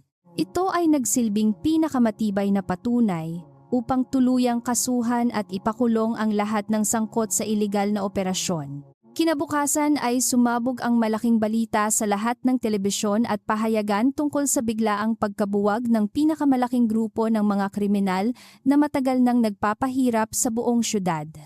Walang nakakaalam kung sino ang misteryosong vigilante na mag-isang sumira sa operasyon, ngunit labis ang pasasalamat ng mga mamamayan, lalo na ang mga mahihirap na nagtitinda sa maliit na pamilihan. Nagdiwang ang buong komunidad dahil maaari na silang magpatuloy sa kanilang araw-araw na paghahanap buhay nang walang takot na may mananakit o manghihingi ng sapilitang buwis sa kanilang mga kinita. Ito ay isang napakalaking tagumpay para sa katarungan na matagal nang inaasam ng bawat inosenteng manggagawa. Dahan-dahang idinilat ni Tala ang kanyang mga mata at tumambad sa kanya ang isang napakaganda at malawak na kwarto na may malaking bintana na nakaharap sa sikat ng araw. Mabilis siyang bumangon at inalala ang lahat ng mga nangyari kagabi, ngunit hindi na siya nakaramdam ng matinding takot dahil nararamdaman niya ang labis na kaligtasan sa lugar na ito. Napansin niya ang isang magandang damit na nakahanda sa gilid ng malambot na kama, kasama ang isang maliit na mensahe mula kay Mateo na naghihintay sa kanya sa ibaba. Napangiti siya ng pagkatamis-tamis dahil alam niyang ito na ang simula ng isang bago at napakagandang yugto sa kanyang buhay. Tumayo si Tala at tiningnan ang kanyang sarili sa malaking salamin habang inaalala ang matapang na binata na hindi nag-atubiling itaya ang sariling buhay para lamang mailigtas siya sa kapahamakan. Nawala na ang mga bakas ng pagod at takot sa kanyang mukha. at napalitan ito ng isang maaliwalas na pag-asa na hindi niya kailanman naramdaman noong siya ay nagtitinda pa. Mabilis siyang nag-ayos ng sarili at isinuot ang magandang damit na inihanda ng bilyonaryo na tila perpektong ginawa para sa kanyang sukat na nagpalabas lalo ng kanyang natural na ganda. Handa na siyang harapin ang bagong araw, kasama ang lalaking nagbigay sa kanya ng pangalawang buhay at pag-asa. Paglabas niya ng kwarto, ay sinalubong siya ng mga magagalang na tauhan na nakayuko upang magbigay ng matinding pagpupugay sa babaeng nagpatibok sa malamig na puso ng kanilang makapangyarihang pinuno. Inalalayan siya ng isang babaeng assistant patungo sa malawak na dining area kung saan naghihintay ang pinakamasasarap na pagkain at ang nakangiting mukha ni Mateo na nakasuot ng formal na damit. Ang matinding kaba sa kanyang dibdib ay mabilis na napalitan ng kilig at kasiyahan nang makita ang kumikislap na mga mata ng lalaking minsan ay naging simpleng mamimili lamang. Tuluyan nang nagwakas ang kadiliman at nagsimula ng sumikat ang panibagong araw na puno ng pagmamahalan at kaligayahan. Bumilis ang tibok ng puso ni Tala habang dahan-dahang naglalakad patungo sa mahabang hapagkainan kung saan nakatayo ang matipunong bilyonaryo. Isang mainit at matamis na ngiti ang isinalubong ni Mateo sa kanya na agad nagpatunaw sa natitirang kaba sa kanyang dibdib. Pinaghila siya nito ng upuan na tila isang tunay na prinsesa at maingat na inalalayan upang makaupo ng maayos at komportable. Hindi makapaniwala ang dalaga na ang lalaking nasa kanyang harapan ngayon ay ang mismong simpleng mamimili na palaging nagbibigay ng kakaibang kulay sa kanyang mga umaga. Magandang umaga aking mahal na Tala. At sana ay naging mahimbing ang iyong pagtulog matapos ang mahaba at nakakapagod na gabi. Malambing na bati ni Mateo habang inilalapit ang isang baso ng sariwang katas ng prutas at isang platito ng masasarap na pagkain sa harap ng dalaga. Hindi ko nais na mabigla ka sa lahat ng mga pagbabagong ito, ngunit nais kong malaman mo na narito ako upang ibigay ang buong mundo sa iyo. Nais kong iparamdam sa iyo ang tunay na kaligayahan na matagal mo nang nararapat na matamasa kasama ng iyong ina. Sobra-sobra na po ang lahat ng ginagawa ninyo para sa akin, Ginoong Mateo, at hindi ko na po alam kung paano ko masusuklian ang inyong kabutihan. Nahihiyang tugon ni Tala habang dahan-dahang sinusubukan ang masarap na pagkain na inihanda ng mga magagaling na kusinero ng makapangyarihang bilyonaryo. Wala akong maipagmamalaking yaman o mataas na pinag-aralan dahil ako ay isa lamang simpleng nagtitinda ng taho sa isang maliit na pamilihan. Nakayuko niyang ipinahayag ang kanyang mga kawalan ng kumpiyansa sa sarili dahil sa malaking agwat ng kanilang katayuan sa lipunan ngayon. Dahan-dahang inabot ni Mateo ang kamay ng dalaga sa ibabaw ng lamesa at mahigpit itong hinawakan upang iparamdam ang kanyang sinseridad at wagas na pagmamahal. Hindi ko kailangan ng iyong yaman o anumang material na bagay dahil ang iyong busilak na puso at matatag na determinasyon ang bumihag sa akin. Sa mundong ginagalawan ko na puno ng kasakiman at panlilinlang, ay tanging ang iyong inosenteng ngiti lamang ang nagbigay sa akin ng totoong kapayapaan araw-araw. Ikaw ang naging pahinga ng aking isipan tuwing nakakaramdam ako ng matinding pagod mula sa mabibigat na responsibilidad ng aking korporasyon. Nagsimulang magkwento si Mateo kung paano siya nagpanggap bilang isang simpleng lalaki upang makatakas pansamantala sa magulong buhay ng mga mayayaman at makapangyarihang tao. Sinabi niyang sa unang araw na matikman niya ang matamis na taho mula kay Tala ay naramdaman niya ang matinding dedikasyon at pag-ibig ng dalaga sa pamilya. Araw-araw siyang bumabalik hindi lamang para sa masarap na inumin kundi upang makita ang katatagan ng isang babaeng lumalaban sa hirap ng buhay ng may ngiti. Iyon ang naging dahilan kung bakit nagpasya siyang gamitin ang kanyang kapangyarihan upang palihim na protektahan ang dalaga mula sa panganib. Matapos ang masaganang almusal ay iginiya ni Mateo si Tala patungo sa isang pribadong sasakyan upang bisitahin ang ina ng dalaga sa isang sikat na ospital. Pagdating nila sa malaking pasilidad ay agad silang sinalubong ng mga kilalang doktor na nagulat na ganap ng ligtas at nagpapalakas na lamang ang matanda. Hindi napigilan ni Tala na umiyak nang makita ang kanyang ina na maaliwalas na ang mukha at nakahiga sa isang napakakomportableng kama. Mahigpit siyang yumakap sa kanyang magulang habang tahimik na nagpapasalamat kay Mateo na nakatayo lamang sa gilid at nakangiti ng may pagmamalaki. Anak, labis ang aking kaligayahan dahil nakita kitang ligtas at walang anumang sugat matapos ang nakakatakot na pagdukot sa iyo ng mga masasamang tao. Lumuluha ngunit nakangiting pahayag ng ina habang hinahaplos ang mahabang buhok ng kanyang nag-iisang anak na matagal niyang pinag-alala kagabi. Maraming salamat sa iyo, Ginoong Mateo, dahil tinupad mo ang iyong pangako na ibabalik mo ng ligtas ang aking anak mula sa kamay ng mga demonyo. Utang namin sa iyo ang aming mga buhay at ang aming panibagong pagkakataon na mabuhay ng may kapayapaan at walang halong matinding takot sa araw-araw. Walang anuman po iyon dahil isang malaking karangalan para sa akin na protektahan ang mga taong tunay na nagpapahalaga sa kabutihan at marangal na pamumuhay. Magalang na sagot ni Mateo habang lumalapit upang hawakan ang kamay ng matanda bilang tanda ng kanyang malalim na respeto at pagmamahal sa pamilya nito. Simula ngayon ay hindi na kayo kailangang mag-alala pa sa anumang gastusin dahil ang aking kumpanya ang sasagot sa lahat ng inyong pangangailangan sa buhay. Titiyakin ko na makakaranas kayo ng kaginhawaan upang makabawi kayo sa lahat ng hirap at pagsubok na inyong pinagdaanan sa nakaraan.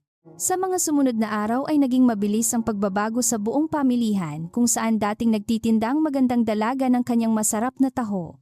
Ang mga alipores ni Don Carlos at maging ang matandang negosyante ay tuluyan ng nabulok sa bilangguan dahil sa bigat ng mga ebidensyang isinampa laban sa kanila.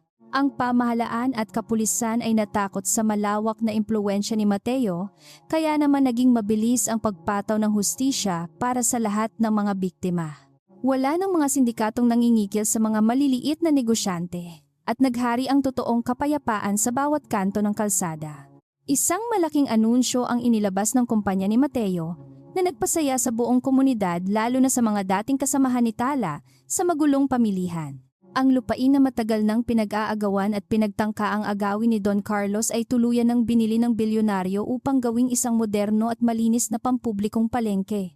Lahat ng mga dating nagtitinda sa bangketa ay binigyan ng kani-kanilang permanenteng pwesto nang walang anumang bayad o upa sa loob ng unang 5 taon. Ito ay bilang pagkilala sa kanilang matinding sipag at upang protektahan sila mula sa matinding init ng araw at mga posibleng panganib. Personal na binisita ni Tala ang bagong tayong pasilidad upang kumustahin ang mga dating kaibigan at kapwa nagtitinda na ngayon ay mayroon ng maayos na pwesto.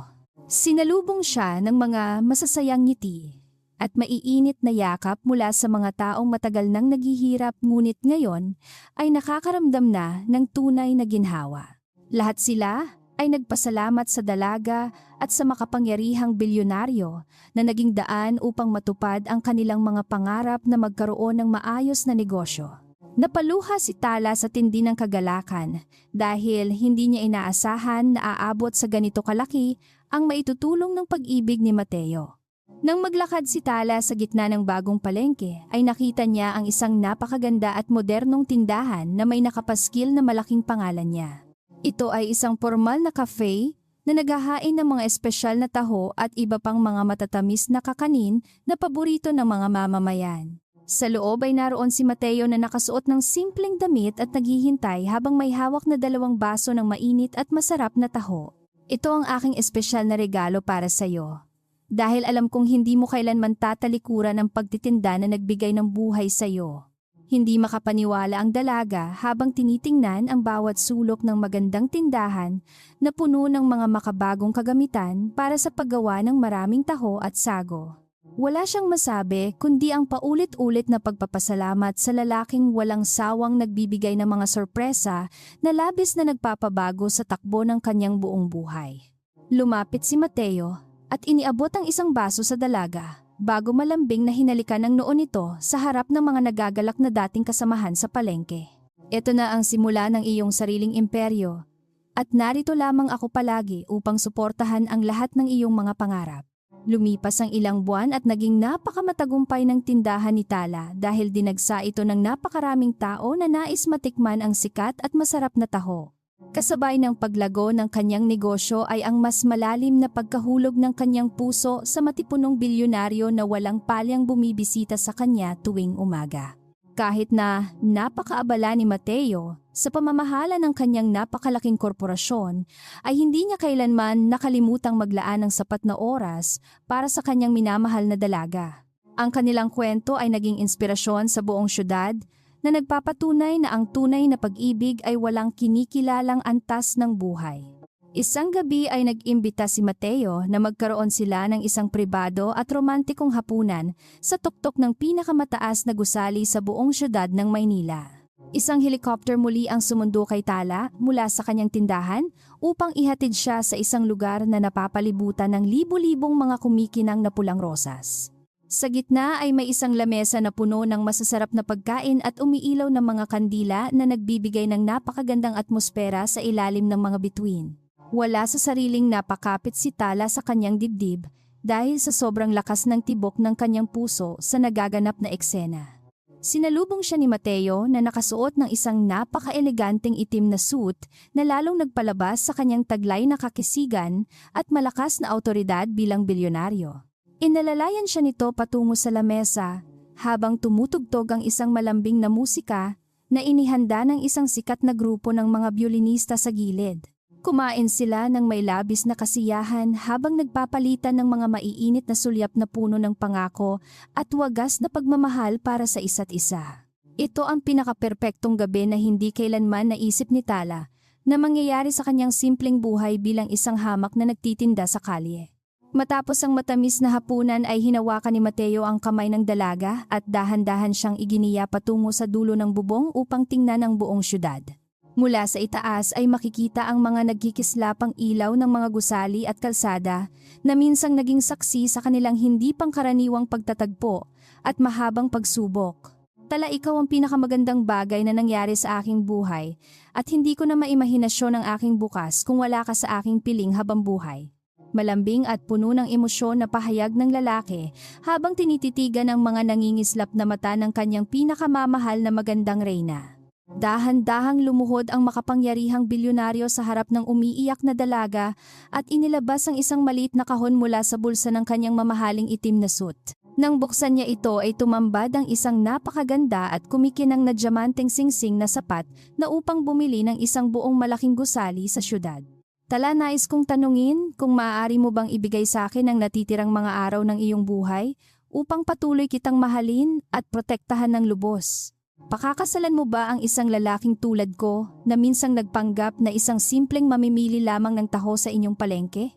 Hindi mapigilan ni Tala ang masaganang pagluha habang nakatitig sa lalaking nakaluhod sa kanyang harapan na naghihintay ng kanyang matamis na sagot sa napakahalagang tanong na iyon. Ang bawat takot at pangamba na naranasan niya sa nakaraan ay tuluyan ng naglaho at napalitan ng isang buo at walang hanggang kaligayahan at kapayapaan. Opo, Ginoong Mateo, buong puso kong tinatanggap ang iyong alok dahil ikaw lamang ang nag-iisang lalaking nagbigay ng tunay na halaga at pagmamahal sa aking buhay. Umiiyak at nakangiting sagot ng dalaga na agad nagpangiti ng napakalawak sa matipunong bilyonaryo na matagal nang naghihintay sa sandaling ito. Mabilis na tumayo si Mateo at isinuot ang magandang singsing sa daliri ng kanyang minamahal na kasintahan bago ito mahigpit na niyakap at binuhat ng bahagya. Umiikot sila habang masayang nagtatawanan sa ilalim ng mga bituin bilang opisyal na simula ng kanilang bagong yugto tungo sa masayang pagbuo ng isang sariling pamilya. Hinagkan ni Mateo ang mga labi ni Tala nang may buong pag-iingat at lalim na nagpatibay sa kanilang sumpaan na hindi kailanman maghihiwalay anuman ang mangyari. Ang malamig na simoy ng hangin sa gabi ay naging saksi sa pag-iisa ng dalawang pusong nagmula sa magkaibang mundo ng tadhana. Naging usap-usapan sa buong bansa ang engrandeng kasal ng pinakamayamang bilyonaryo at ng dating nagtitinda ng taho na ginanap sa isang napakagandang pribadong isla sa probinsya. Ang lahat ng mga dating kasamahan ni Tala sa palengke ay imbitado at dinala doon gamit ang mga pribadong eroplano at yate ng masayang lalaking ikakasal. Walang mapagsidla ng tuwa ng ina ni Tala na ngayon ay ganap ng malusog habang pinapanood ang kanyang anak na naglalakad patungo sa harap ng altar. Ang bawat pahayagan at istasyon ng telebisyon ay nag-ulat tungkol sa napakagandang kwento ng pag-ibig na nagbigay ng malaking inspirasyon sa lahat. Sa araw ng kasal ay napakaganda ni Tala sa kanyang puting gown na gawa ng isang sikat na internasyonal na taga-disenyo habang may hawak na mamahaling bulaklak. Si Mateo naman ay nakatayo sa altar at hindi mapigilang maluha nang makita ang paglalakad ng babaeng kanyang matagal na pinrotektahan at palihim na minahal ng lubos. Nang magkaharap sila, ay nagpalitan sila ng mga matatamis na sumpaan na nangangakong mananatili sa tabi ng isa't isa sa hirap at ginhawa hanggang sa dulo. Ang buong paligid ay napuno ng malakas na palakpakan at hiyawan nang tuluyan silang ideklara bilang isang opisyal na mag-asawa at pamilya. Pagkatapos ng kasal ay bumalik sila sa kanilang normal na pamumuhay kung saan mas lumawak ang imperyo ni Mateo at lalong dumami ang negosyo ni Tala. Ang kanilang pundasyon para sa mga mahihirap na manggagawa at nagtitinda sa kalye ay naging pinakamalaking charity organization sa buong bansa na tumutulong sa libu-libong pamilya. Nais nilang tiyakin na walang sinuman ang makakaranas ng pangingikil at pang-aabuso mula sa mga sindikato at ganid na negosyante tulad ng nangyari sa kanila noon. Patuloy silang naging bantay at protektor ng mga walang kalaban-laban gamit ang kanilang malaking yaman at napakalawak na impluwensya sa pamahalaan. Kahit na sila ay nabubuhay sa rurok ng tagumpay at kapangyarihan, ay hindi kailanman nagbago ang kanilang simpleng pananaw at kabutihan ng puso para sa ibang tao. Tuwing linggo ng umaga ay palihim pa rin silang bumibisita sa modernong palengke upang mamigay ng libreng taho sa mga bata at makipagkwentuhan sa mga dating kaibigan. Ang mga tao ay patuloy na nagbibigay ng mataas na respeto at pagmamahal sa mag-asawang hindi kailanman nakalimot lumingon sa kanilang mga payak at mahihirap na pinanggalingan. Naging isang buhay na alamat ang kanilang kwento na patuloy na ikinukwento ng mga magulang sa kanilang mga lumalaking anak. Minsan, habang nakaupo sila sa balkonahe ng kanilang mansyon, ay tahimik na pinagmamasdan ni Mateo, ang kanyang magandang asawa, na nagbabasa ng isang libro sa hapon. Lumapit siya upang yakapin ito mula sa likuran at ibinulong kung gaano siya kaswerte na natagpuan niya ang tunay na kaligayahan sa isang napakasimpleng pagkakataon. Kung hindi dahil sa isang baso ng taho na binili ko noong araw na iyon, ay hindi ko sana matatagpuan ang nag-iisang liwanag ng aking madilim na mundo. Malambing na pahayag ni Mateo habang hinahalikan ng leeg ng asawa na agad nagbigay ng panginginig at matamis na ngiti dito. Sino ba naman ang mag-aakala na ang isang nakakatakot na bilyonaryong nagpapabagsak ng mga korporasyon ay magiging tapat na parokyano ko araw-araw sa mainit na bangketa? Tumatawang sagot ni Tala habang ipinapatong ang kanyang ulo sa matigas at malapad na dibdib ng kanyang matipunong asawa na palaging nagbibigay ng init sa kanya. Ipinagpapasalamat ko sa Diyos ang lahat ng nangyari dahil bawat luha at takot na aking naranasan ay naging tulay upang makarating ako sa iyong mga ligtas na bisig. Wala na akong mahihiling pa dahil hawak ko na ang buong mundo dahil kasama kita ngayon at magpakailanman sa buhay. Sa paglubog ng araw ay nagkulay kahel ang kalangitan na sumisimbolo sa magandang bukas para sa kanilang dalawa. Ang bilyonaryong nagpanggap na simpleng tao at ang masipag na tindera ng taho ay nagpatunay na ang pagmamahalan ay kayang talunin ang lahat ng uri ng kasamaan. Wala ng sindikato ang maaaring sumira sa kanilang napakatibay na samahan dahil hawak nila ang pinakamalakas na kapangyarihan na tinatawag na dalisay na pag-ibig. Sa bawat pagpatak ng matamis na arnibal, ay palaging may nakatagong kwento ng katapangan at wagas na pag-asa para sa lahat.